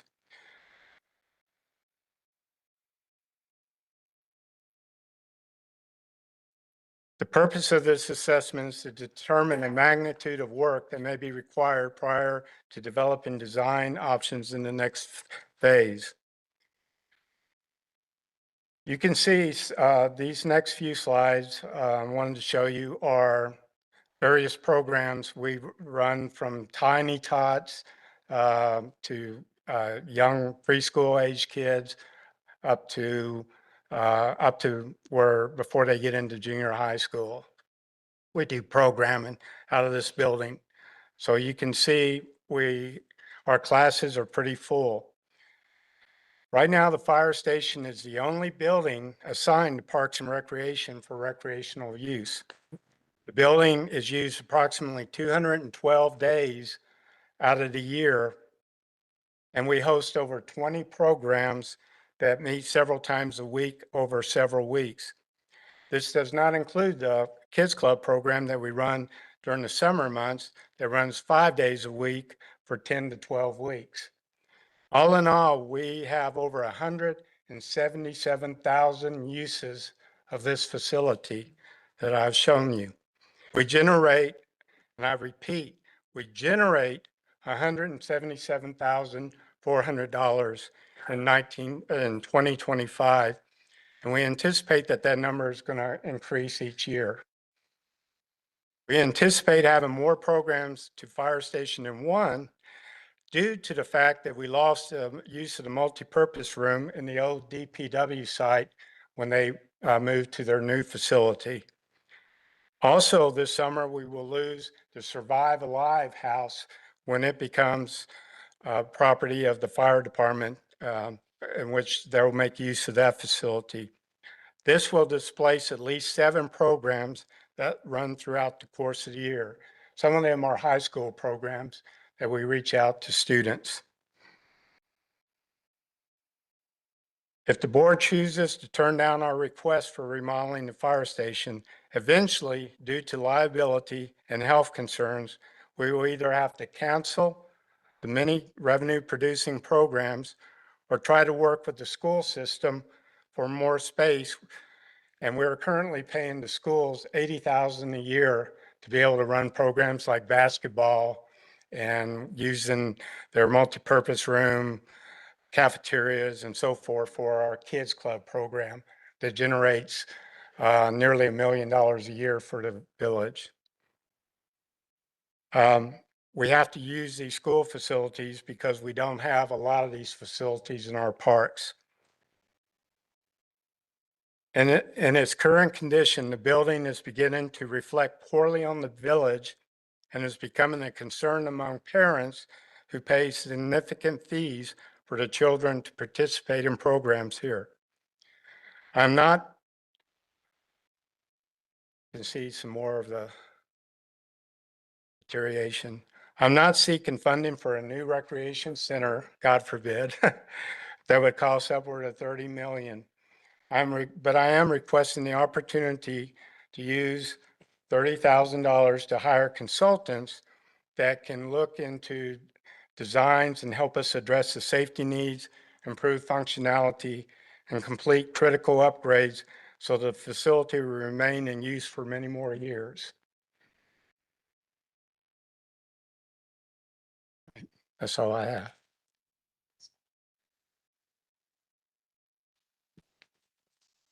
A lot of information to unpack there. So what is your ask? Well, right now, the only thing I would ask is this year is the money I already have budgeted would be to demo the current outdoor shelter as it is going to be a liability and use the money to hire professional consultants that can come in and work with our staff and others in design of the current facility itself to make it more of a recreation facility and to correct the use issues that we are having with the building deteriorating. Yeah, I've got I know Trustee Pieper, I'll get to you, but I've got a couple comments about the photos that you had and the lack of maintenance on our facilities. And my comment is, and this is a rhetorical question, but why now? I mean, why haven't we, I envision this to be my house. Would I let my own house, would I defer maintenance on my own house to the present condition that you're showing right now? No, I wouldn't. I'd be doing year-over-year maintenance on my house to ensure that the facilities are maintained in a proper way. And I would just ask, and I'm only been here since April. I know what I did on the school board side. We had a master plan for all maintenance for all of our buildings. We plotted that out on year 1 to year 10, and we knew exactly a guesstimate of how much monies we needed to maintain our facilities. I guess, do we do that here for you? For most of our park buildings, we do. Okay. And DPW has been good about Then helping us. why is the present condition of the shelter the way it is now? Don't answer that. It is what it is. But then the $30,000 to do a study for Fire Station 1, and I would hope we would change the name because it's not a fire station anymore. Correct. Has that gone through the proper channels from Parks and Rec? Yes, it has. I'm sorry, I forgot to mention, before I even came to the board, I went through the Park Commission and they approved us moving forward with this. Okay, great. Trustee Pieper. Yeah, I have Sir, we're having a board meeting here. If you could defer your personal conversation there. Appreciate that. Thank you. Trustee Pieper. Okay. I'll start with the the Fireman's Park shelter. Some of those boards, it looks like from the pictures, can be replaced internally with our village staff. I have a saw. I saw the cuts. All you would need to do is buy some new wood and replace some of those. That shelter can be fixed, and I don't know where you're getting the cost from, but they are not correct. That Ashbury Woods complex that's sheltered did not cost $250,000. And I know that as a fact because I am very good friends with the man who worked at Keller who oversaw that project. All I know is that was the price that he quoted me himself. So that's what I. Well, he no longer works at Keller, so he couldn't have quoted that for you. Mm. What exactly is not ADA compliant in the fire station one? But there's no stairs.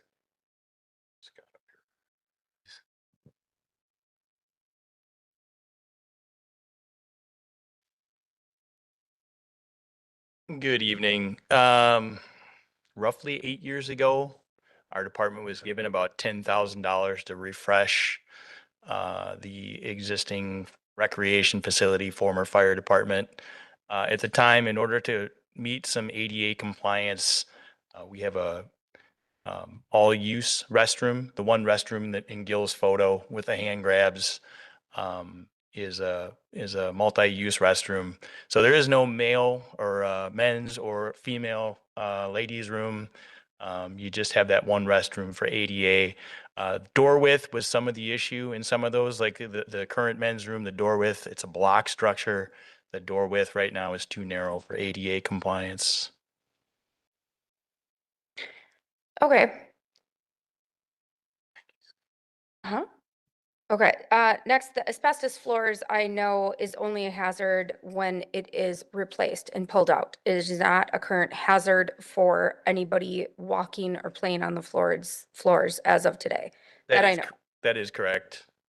Okay, so we shouldn't even talk about replacing those floors because that is going to be the huge cost. And right now, it's not a factor of making an unhealthy environment for the children, but it would be should you pull them out. I think this is extremely premature. The village has not decided any official use for this building. I know we used to use the old Public Works building for Park and Rec programs there. Why can't we use the new Park and Rec or the new Public Works building just as we did the old one? We have a new Public Works building that is ginormous. So I can't imagine that there's not room in there that some of the Park and Rec programs could take place there like it used to in the old one. Also, why can't we use the new Fireman's Park structure, that new building that we have there? Why can't we host some programs in there or the senior center? I used to take my little daughter to dance at the senior center weekly. So I mean, I think there are other buildings that we could utilize instead of that. Perhaps one of the empty storefronts on County Line Road. If you're spending $80,000 a year. Yeah, but yes, Terry, but we're spending $80,000 with the Germantown schools to lease their facilities. Perhaps maybe we should look at one of those empty storefronts and lease one of those. And I know the owners of the distillery and the Relish, very successful owners, they came and looked at this property and they did want to purchase it and turn it into a restaurant or a breakfast diner or a lunch spot and really utilize it to its full potential. But the village would practically need to give it away in order to make it worth their while. But then if they gave it away, obviously go on the tax roll. So we would make money year after year after year. This is, I'm sorry, I am highly against it. We don't have any money. We don't have a vision. We don't have a purpose. This is irresponsible to throw money at this when such little planning has been done. Further comments relative to staff's presentation, and then we'll entertain a motion and then further discussion. Comments to staff. Trustee Kaminsky. First of all, I think you do so much with so little. So I'm going to compliment you for what you do. And we keep moving you around. We put you in, how old is this fire station, Scott? 1950s. This building has sat empty after we consolidated the fire stations and we put you in there. And that was great because we couldn't afford to stay in the schools to the degree we wanted to. No, you can't go to DPW. That is all dedicated space for DPW. If you want to see issues with people getting hurt, it's a good place to put kids. But, you know, as we move forward with our vision, what about the old police station when it becomes the old police station, right next door to the library? Could that become space for you rather than investing too much money into the fire station? It's just a thought, because I don't think we really thought about what we're going to do at the police station anyway, but just to have ideas. I think it's ideation more tonight, but my heart goes out to you. I think you do an excellent job with very little, with very, very little. It breaks my heart to see that picnic shelter go, because nobody wants to eat on a concrete slab. Yeah, then I'd rather just sit on the lawn on a blanket. So I think we have to put our thinking caps on when budget process comes through. I don't know how long you can hang in there with some of this stuff, but I really think that we need to invest in recreation. That is something our residents want. That's what makes Germantown a good place to be. And parents want places for their kids to go, and they want to know those places are safe. I see this as a bigger vision thing. And I don't know that I would want to just say, here's $50,000, tear down the picnic shelter tonight. I'd like to see, hey, let's try to make it go another summer and see what happens in the budget period. If we could keep it safe. I don't know, Scott, I mean, how much of that work could you do? Any of it? I don't want to steal any thunder from Gil. You know, and again, going back to the building of the new shelter, and some of the reasons that shelter's in the condition it's in is when the village constructed the new shelter, we started to walk away from that, and the decision was never really made as to whether it was going to come down or stay. You know, some of the posts that are in the photos, some of that is cosmetic. There was a section of posts that said more investigation needs to be done. Those are subgrade, so you really can't tell unless we start getting some concrete away and digging next to them. Some of the supports and different things, it's very potential that we could make some temporary repairs. Again, I think the long-term vision of that shelter, that question was never really answered back when we constructed our new shelter. And that's probably the basis of starting this conversation is what does, back to Trustee Kaminsky, what you're saying, what does the village need there? Yeah. So I guess I would like to see us limp that shelter along, if we can do so safely, through the summer, and revisit this when we see how the year commences budget-wise.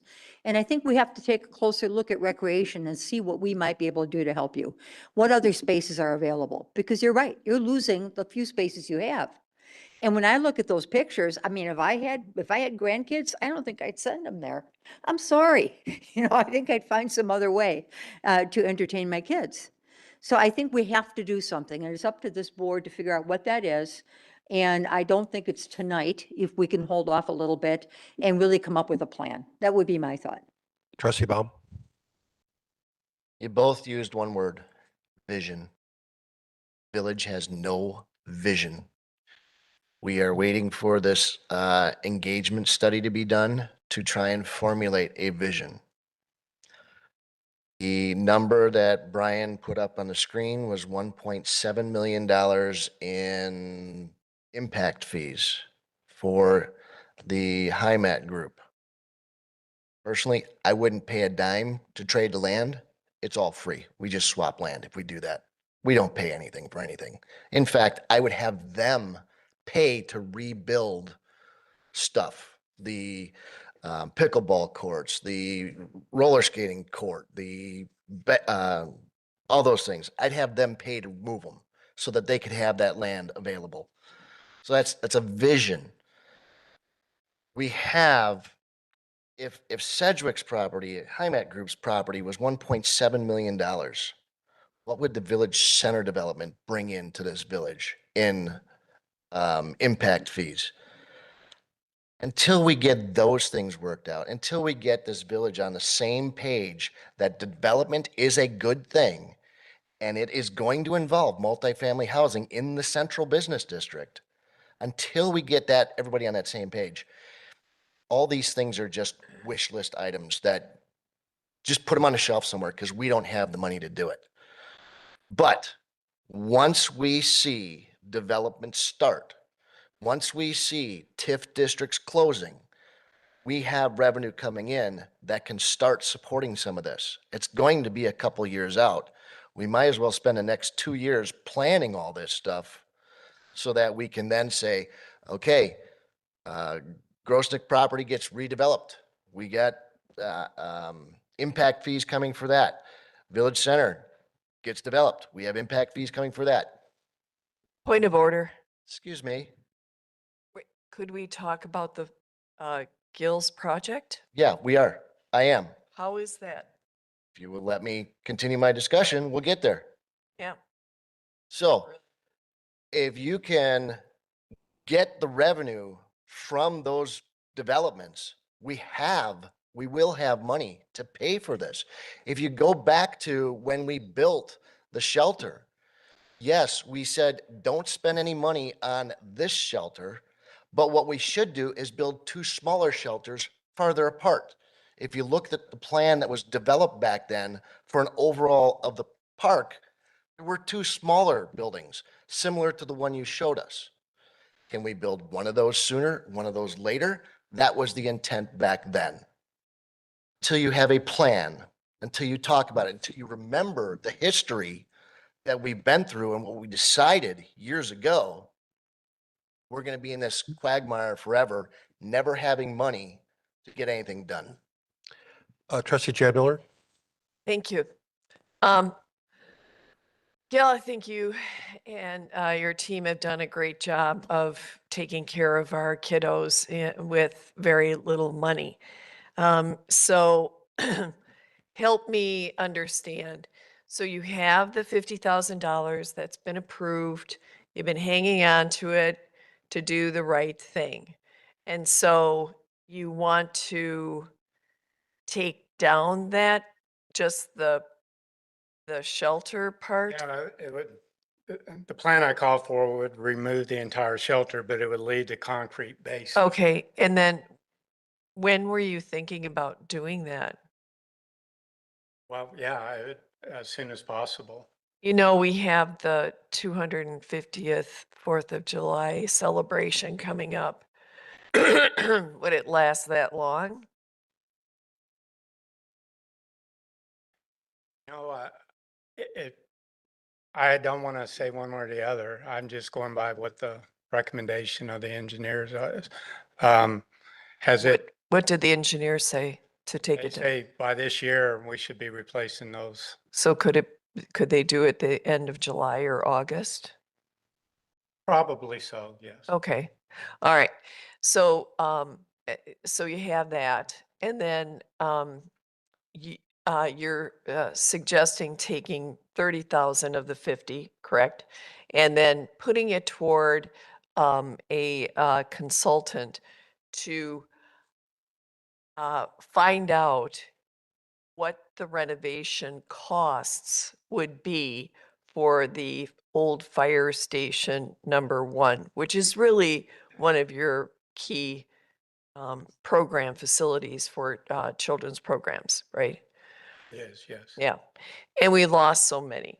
So I think part of the getting an estimate about what it would cost to repair the fireman's station and actually make it a functional place.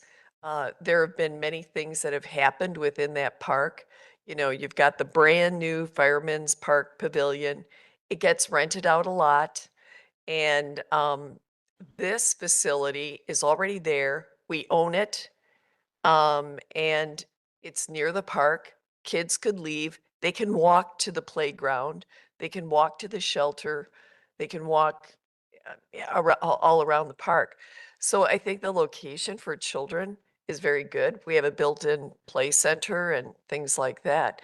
So if we don't know whether that building is worth, you know, renovating, then we don't know. But at least we can find out and then either keep it on the list or start saying, well, maybe we should go someplace else.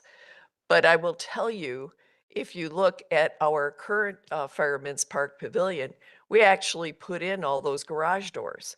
So the garage doors are spot on. It lets you bring the outside in. So I think, you know, it just needs maybe more color or something to make it look more like a welcoming and stuff and make it ADA. So for me, I'm always pro park. I'm a tree hugger. So I would support just moving forward. You've been sitting on this money since 2024. So let's move forward and see what creative work a consultant can do. Hey, Gil, you referenced the money and it was approved in 2024. Well, it was approved 2024 for the 25 budget. Okay, have you spent that money this year? No, sir. The only thing I've spent out of that was the metal grates inside the fire station. Okay, so you do have the budget to do whatever. Correct. I would, just one comment, what can we do to Band-Aid the pavilion? Because, you know, we do have the celebration coming up in July. And I know there's things that we can do to extend the life of it. There's things that we can do today from a maintenance standpoint to paint the doors at the fire station one, from a cosmetic standpoint to make it better from a curb appeal standpoint. We should be doing that at all of our buildings anyway.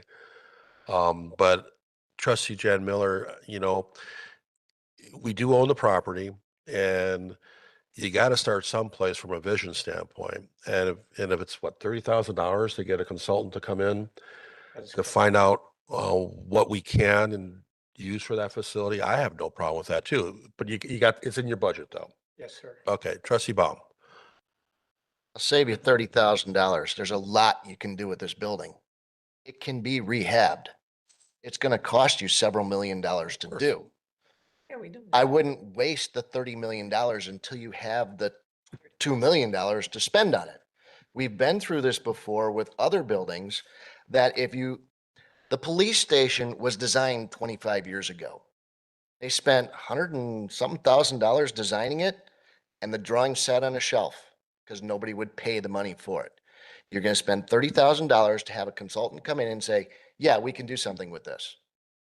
And it's going to sit there until we come up with funding to build it, to rehab it.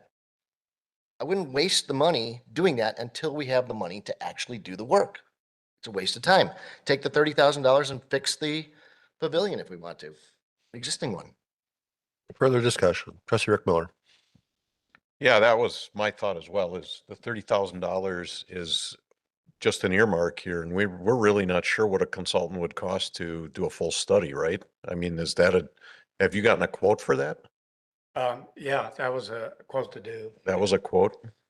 To do what? What were they going to do? To just show improvements to the building to make it safer? Right. I went over those points. They would, let me find it for you. Yeah, I'm Sorry.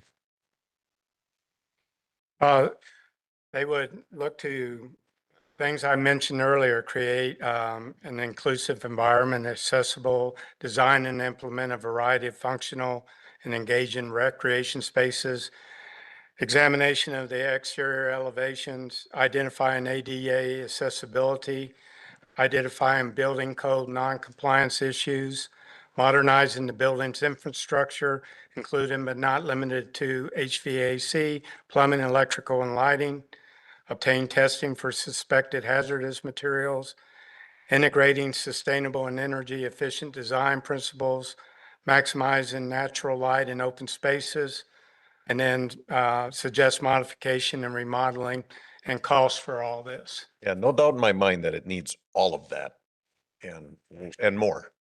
And just, you know, just looking at the deferred maintenance on a few pictures. Yeah, you know, this building is, I wouldn't say it was forgotten, but it was kind of pushed aside because we've had lots of other projects going on.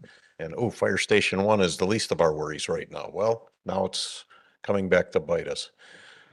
I always thought it'd make a good brewery myself. Yep. But nevertheless, we have this building right now, and I'm struggling with the 30,000 as well, because I think it's gonna take a lot more than that. This is just 30,000 to tell us what we have to spend Yeah. on the thing.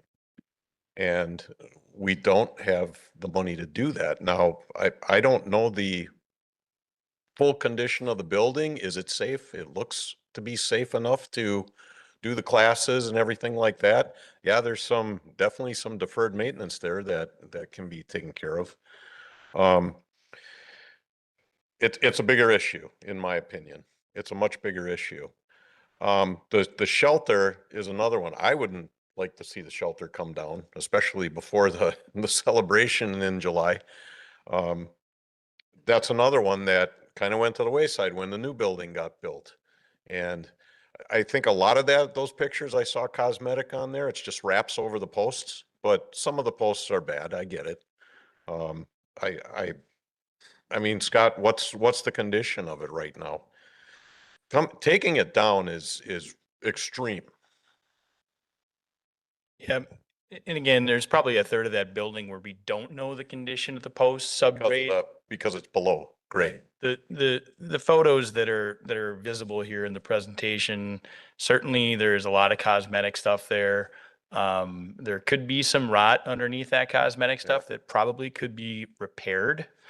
Again, listening to the discussion and thinking about walking away tonight, my question is, if we're going to stick any money into that shelter, like, what is our target? Yeah. Like, how much work should we be doing? Right, to what are get we it gonna out? do with it? Long term? We don't want to spend 10 grand on it and next year we go, hey, we're going to put a new little shelter up on the other side, so just maybe some guidance tonight on if the direction is keep it for a year, keep it longer than a year, keep it till the next budget cycle, do what you need to do to keep it through the 250th celebration. Maybe that helps that a little bit. Well, I would ask that one, you assess, is it safe today? And if it's not safe, what can you do to make it safe? And then I would say, any money that you put in there, you've got to tell us. I mean, I would love to see it extend the life for another 3 to 5 years. What would it take? $10,000? I think that's a small price. Yeah, that's a small price. I mean, For 3 again, to 5 years. I would like to do a little bit more homework before I just spitball a number here tonight. Yeah. But again, I think if we're going to try to get 3 to 5 years out of it, we're going to be looking at a lot of lumber replacement. We're going to probably be looking at a roof. The roof has a hole, or at least patching the roof. And then again, I would come back to you. I don't think the vision ever really closed off on what was supposed to happen to that shelter when we built the new one. So. Trustee Warren? I share the same sentiment. I think tearing down that shelter is extreme. I would ask the consultant, though, to ask, what do we need to replace structurally to make it safe? I don't care about the cosmetics. A lot of stuff some of the stuff I see here is cosmetic. I'm not worried about that. But to make this safe, I think that's what we should put in here. So for sure, extend it whatever years we can get out of it. The roof doesn't bother me. Patch holes all the time, I guess.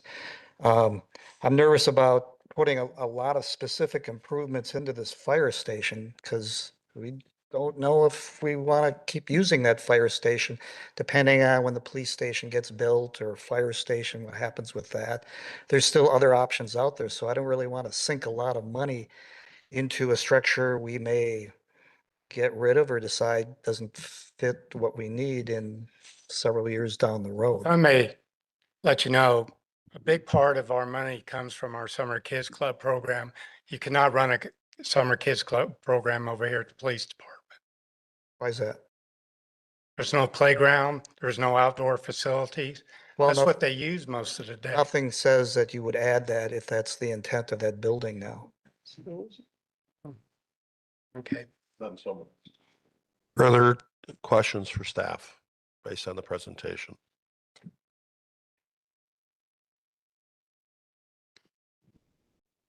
Trustee Cutts. I don't really have any questions. I sit on the Park and Rec Commission with Gail, and we did talk about this. I believe we had our October meeting there, and we toured and went and looked at it, and it does need work. So I have no problem seeing it fixed up, what we can do to get it through the 250th. I do have a little bit of a problem with spending $30,000 when we don't know if you're going to be in there long term. I mean, I know pie in the sky, you would love to have a whole building, you know, if we could do it, but financially, I don't know where we're at. So I don't know that I'd want to, I am in agreement with a lot on the board as far as spending that $30,000 to come up with a plan when we don't know if that's where he'll be long-term or if we'll be able to come up with a better option for the rec department. Trustee Borst? Yep, a few things. I would like to see the shelter remain in place as well, at least through this year, and then we can reevaluate that. I'd also agree with the 30,000 just seems like a lot right now when we don't know if this is a long-term facility or not. But the pictures are difficult to see, especially being a mom and, you know, my kids involved in lots of park and rec programs and things like that. I would like to see a portion of that money be used for cosmetic fixes, for making it look more cheerful and inviting, and for lockers, storage cabinets, things like that. I think that would clean it up and just be much more visually appealing. And I think that would be a good use of funds, and that's a short-term fix. I also think seeing the deferred maintenance on the building and me being on the school board buildings and grounds committee, I think that perhaps having, I don't know if it's some sort of committee or subcommittee or something like that, but taking a look at all of our buildings and grounds and knowing the maintenance and the issues of all of them and when things need to be fixed could be really beneficial.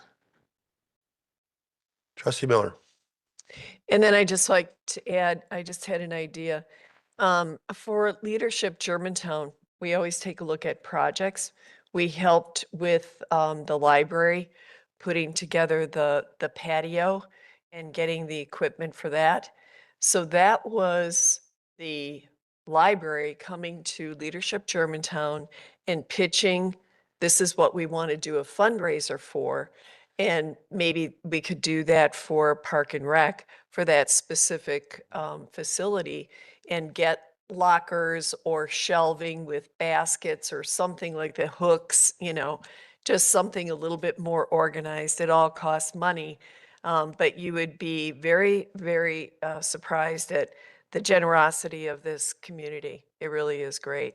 And so I would highly recommend that as well. Yeah, Gil, again, great presentation, a lot of information to unpack. I think there's not an appetite tonight on the $30,000 to get a consultant in. I think there is an appetite to do what you can to improve the two facilities.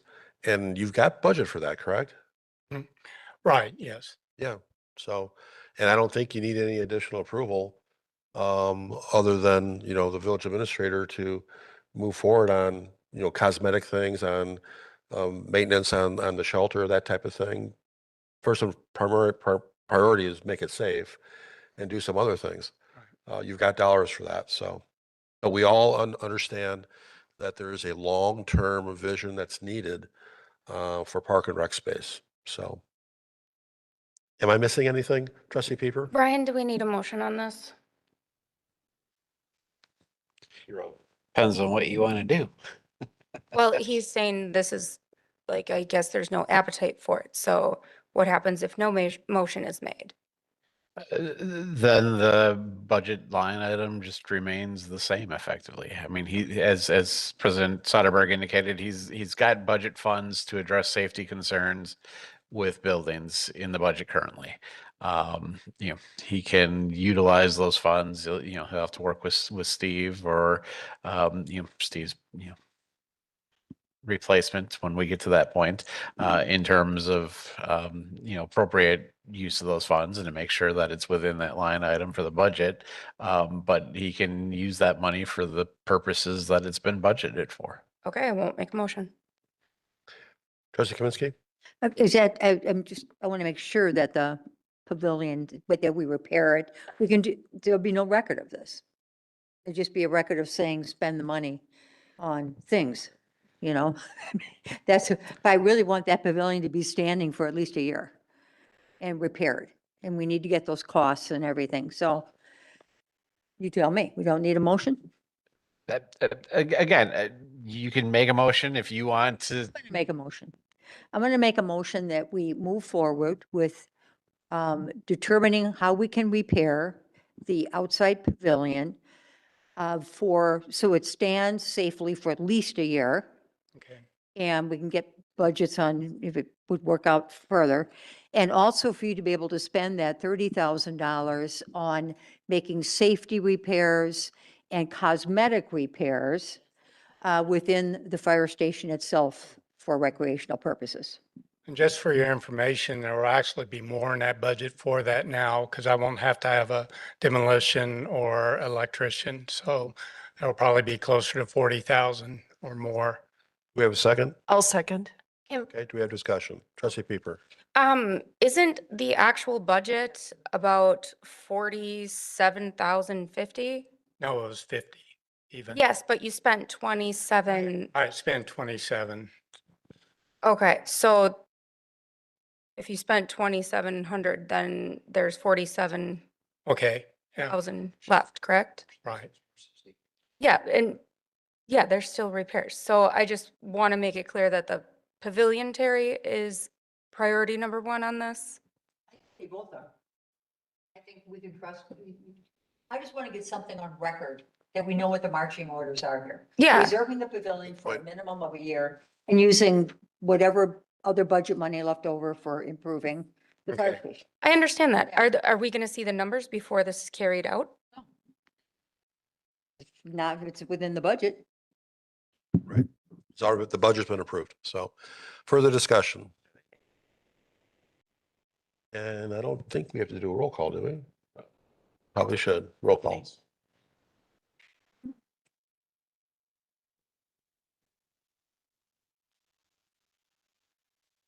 Trustee Warren, Aye. I'm sorry. Trustee Kretz, Aye. Trustee Baum, Aye. Trustee Jan Miller, Aye. Trustee Borst. Aye. Trustee Peeper, No. Trustee Rick Miller. Aye. Trustee Kaminsky, Village President Sutterberg. Aye, that motion carries. And Yield, great Thank you. job. All right. Good job.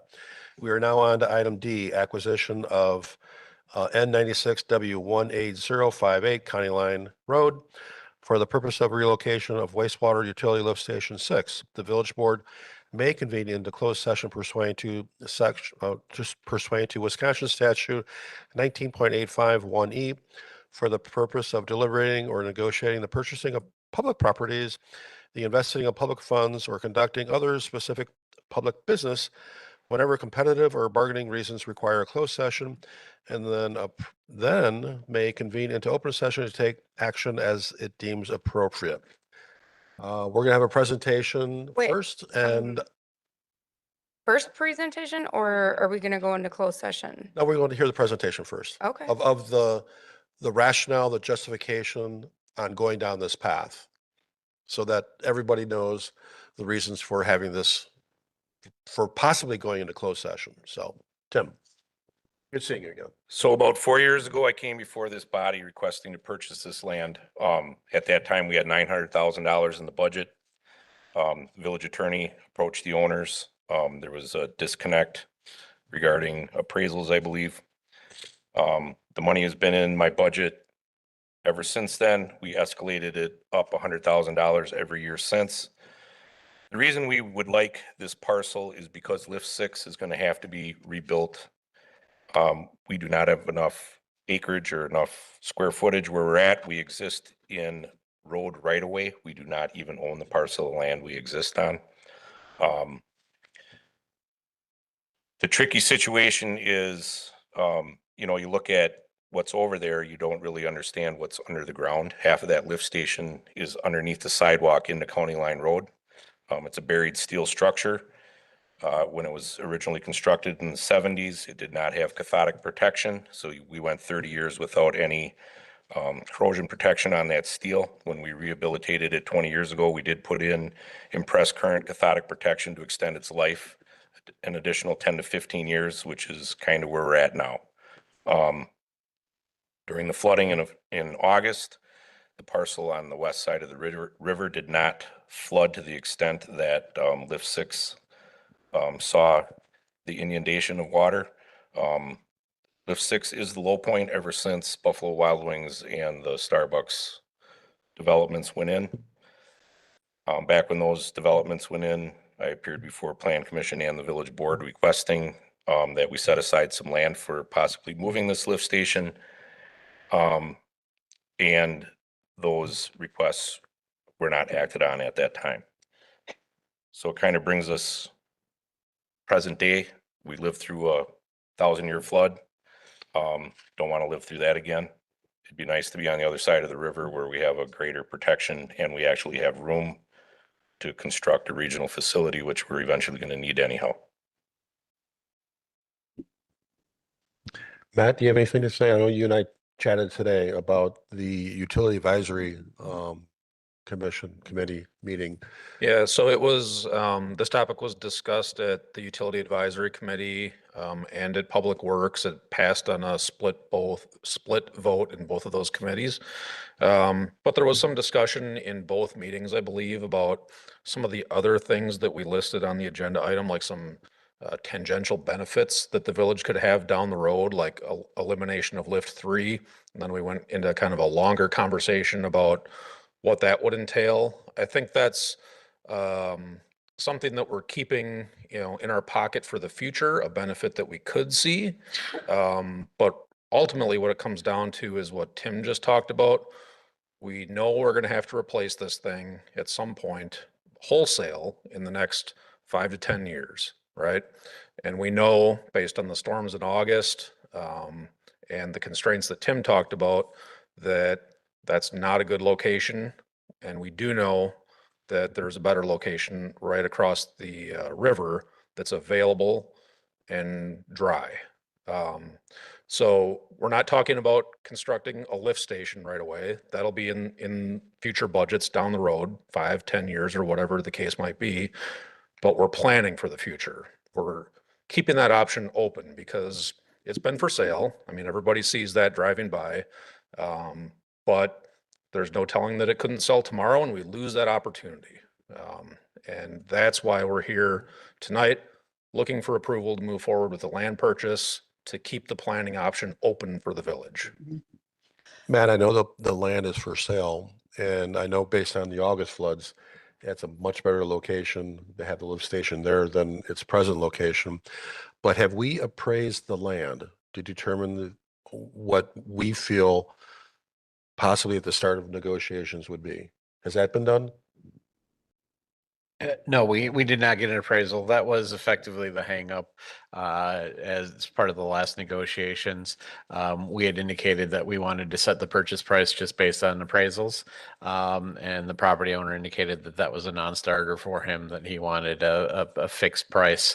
And he was not willing to budge from that price in terms of what's going on. So we haven't appraised it? We have not appraised it, no. Does it make sense to appraise it? So at least we have a ballpark figure in terms of, on the lower, pardon? Appraisal is part of it. Okay. Can I make a motion to go into closed session so we can talk numbers of what Does anybody, does any of potentially the offer? other colleagues have any questions of staff on the presentation? I have a question. Oh, Trustee you- Kaminsky. I'm sorry. Go ahead. This obviously was at Public Works and other things came up that we discussed, so I want to just feed you a couple of things to share. Is there any other available land in that area where this could be built? Essentially, no. I mean, you'd have to build something in the current sewer line to make any sense. This parcel meets that. And then everything else, we talked a little bit about like the KFC that's been vacant for a little while. But I don't know if that's the best use for that parcel. So using, the property that we know is for sale and has been for sale, seems like the best deal for the village as well. Okay, thank you. Because it has been underutilized, I think there's maybe some value in purchasing that property as opposed to the other one. Trustee Cutts? I watched Public Works, so I got all the information on this, and you referenced this in the Public Works meeting, and it's in here that 1.2 million is set aside in the budget every year for this possibility. So my question is that $1.2 million actually sitting there, or will we have to do capital borrowing for it? I mean, like, do we have the funds to make the purchase and then pay for it? I believe this would be finance, but Matthew and It'd be Steve are capital here this borrowing. It'd be evening, borrowing. so it'd be borrowing. Borrow? So it's part of capital borrowing budget? Okay, thank you. Trustee Jan Miller? Yes. So, I'm not crazy about this, purchasing this, thank you, parcel, because it's still on the same river. The water did come up into the driveway. Maybe it didn't hit the building, but when, are we asking for more trouble? The other thing I brought up was we're about to get the financial advisor to come in March to GGF to do a financial overview where our money is. And I think, and it's going to include water and sewer. And I think we need to take a look at all of this, where our financial situation is before we start jumping and buying anything. And if we don't have an appraisal, I do not want people coming and say, oh, we're just buying land again and we're real estate agents. I think to keep things clean, we need to go out and get independent broker.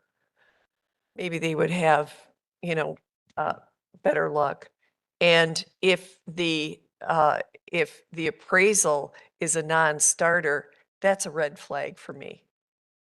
Thank you. Further, Trustee Warren? Well, you talk about non-starters, have that lift station flood out again and see what happens as far as non-starters. You know, we've been talking about vision this whole night, and I think the vision is that on this particular issue, we have vision and we're planning ahead to relocate this before something really bad happens. And the site to the west of the river is good because it's along the existing sewer line, so you save money there. We may be able to get rid of lift station 3, so we save money there. So to me, this makes perfect sense. We have to do these things now in anticipation of this potentially failing or flooding out. Got to look beyond the budget on some of this stuff. And I agree 100% with that. Further discussion? Trustee Jan Miller? What about the land that we're supposed to have put aside in Sutton Farms? What is that for? That's dedicated for a future well site. Water? Okay. Okay. And the lift station 3 study that happened in 2023, I think it was, Rupert Milkie, that was to somehow beef up lift station 3, right? It talked about alternative ways to serve that sewer shed, and there are options for lift station 3. I think what's important is that we keep those options available to us down the road, but we know regardless of lift station 3 that we have to do something about lift station 6 because of its age. It needs to be replaced, and where it's sitting right now on a very low point that we almost had a total loss of the lift station. So planning ahead and shortening that window for the replacement of lift 6 and putting it in a better location, I think is appropriate planning, and that's what we're requesting tonight. Terry? I have a dumb question, okay? Could this begin to fail? Like you say, the underpinnings, the steel could be corroding away. How would we know this? It's already failing. Okay, So we have active penetrations through the steel structure. We weld them up. It's kind of like maintaining a submarine. You just put another patch on it where it Okay. leaks. But eventually, the structural integrity of that tube is going to be compromised. And I can't sit here and say if it's going to be 5 years, 10 years, and what 20 happens years. when that happens, Tim? It's going to collapse. And then what happens to homes? They back up. It's called offline storage, and people are not happy. I really like this land purchase. I'll make a motion to go into closed session now. We have discussion on that. I have a question for our attorney. We have another item E, which will be in closed session. So how do I bridge the two? Well, you could do one of two options. One would be you could go into closed session, handle this one, come back out, do the open session if there's one needed for the second one, and then potentially go into closed session again for that. That is done in lots of communities. It's not unusual. The other option would be that you could do a motion to take item E, I think it is, out of order, do the public presentation as part of that, and then you could go into closed session for both, kind of back to back, which is kind of our norm here. Well, we really have no public presentation because nothing was in the packet. We have two proposals that we requested 3 proposals. Only 2 came in.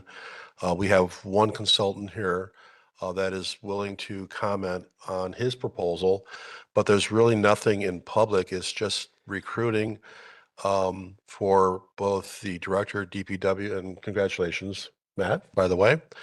We don't want you to leave, but we're happy for you. And also for our village administrator on recruiting for those 2 positions, to also include providing SMEs to come in and provide interim services on both of those positions on the day-to-day activities. So I don't know outside of that if there's any other presentation. We have to make a decision on item E tonight. We have to tonight. And that's best served in closed session. Whatever we decide will be public on the path that we go down. It also in item E is that we'll be discussing it might be a moot point right now, but the appraisal of our current village administrator and the merit increase based on the ratings that everyone provided here tonight. So that will be done in closed session. So again. So my only comment would be just that we do have Mr. Shambo here who could answer some questions. That's really more of an open session topic. The closed session is really for the purposes of discussing the contract, maybe look at negotiating terms, that type of thing. Not really an appropriate thing for the person that you're negotiating to be in that, potential closed session. So, I would think that you could do it. Another option that came to mind to answer your first question would be you could just amend the current motion to go into closed session to just say that would take place after dealing with the open session on item E as part of that. Trustee Pieper, are you willing to do that? Sure. Do I have to repeat everything you said? Madam Clerk, did you get that? So stated. And we had who seconded that? Do we have a second? That was Trustee Baum. Trustee Baum, okay. Okay, there you go. So further discussion on combining both D and E. Seeing none, all those in favor, please say aye. Aye. Any opposed? We are now in closed session. What? First, you have to do roll call. Roll call. Okay. Closing, and second. You also need to allow that second item for the public record. Right. So you can do it in. All right. Folks, don't leave. We're not in closed session yet. Meg, no. We're not in closed session. You didn't even, Trustees. you got to have a roll call vote. Trustees, Let we have a alone roll anything call else. vote, please. We've amended the original motion that stated to go into closed session for the possible acquisition of County Line Road to also include item E, engagement of a professional recruiting firm to assist the village in filling the village administrator and/or director of public works positions, and a discussion of process for hiring and or retaining key staff positions. The village board may convene into closed session pursuant to Wisconsin Statute 19.851C for the purpose of considering employment, promotion, and compensation of performance evaluation data of any public employee over which the governmental body has jurisdiction or exercises responsibility, and or Wisconsin Statute 19.85 1E for the purpose of deliberating or negotiating the purchasing of public properties, the investing of public funds, or conducting other specific public business whenever competitive or bargaining reasons require a closed session, and then may convene into open session to take action as it deems appropriate. So that's the amended motion. It's been, we have a motion and it's been seconded and discussion. quick question. Who's included is my question, because Mr. Shambo should not be in the first session. Correct. And he should be in the second. And did you want to include Matt in the? Yeah, and maybe part of discussion, if Jake, is it appropriate for him to come up and do a presentation? Yes, we can do that. Yeah. Right, okay. And based on a conversation I had today with Matt, I would welcome the opportunity for Matt to have a conversation with the trustees, only if the trustees want to do that. And we could call him in as well. Further discussion, seeing none, roll call. I'm going to close session for items D and E. Trustee Warren, Aye. trustee Baum, trustee Ketz, Aye. trustee Jan Miller, Aye. trustee Borst. Aye. Trustee Pieper, trustee Rick Miller. Aye. Trustee Kaminsky. President Aye. Sediford. Okay, we're in closed session at 9:25. Did they have us all in the back? And he's working on it back there.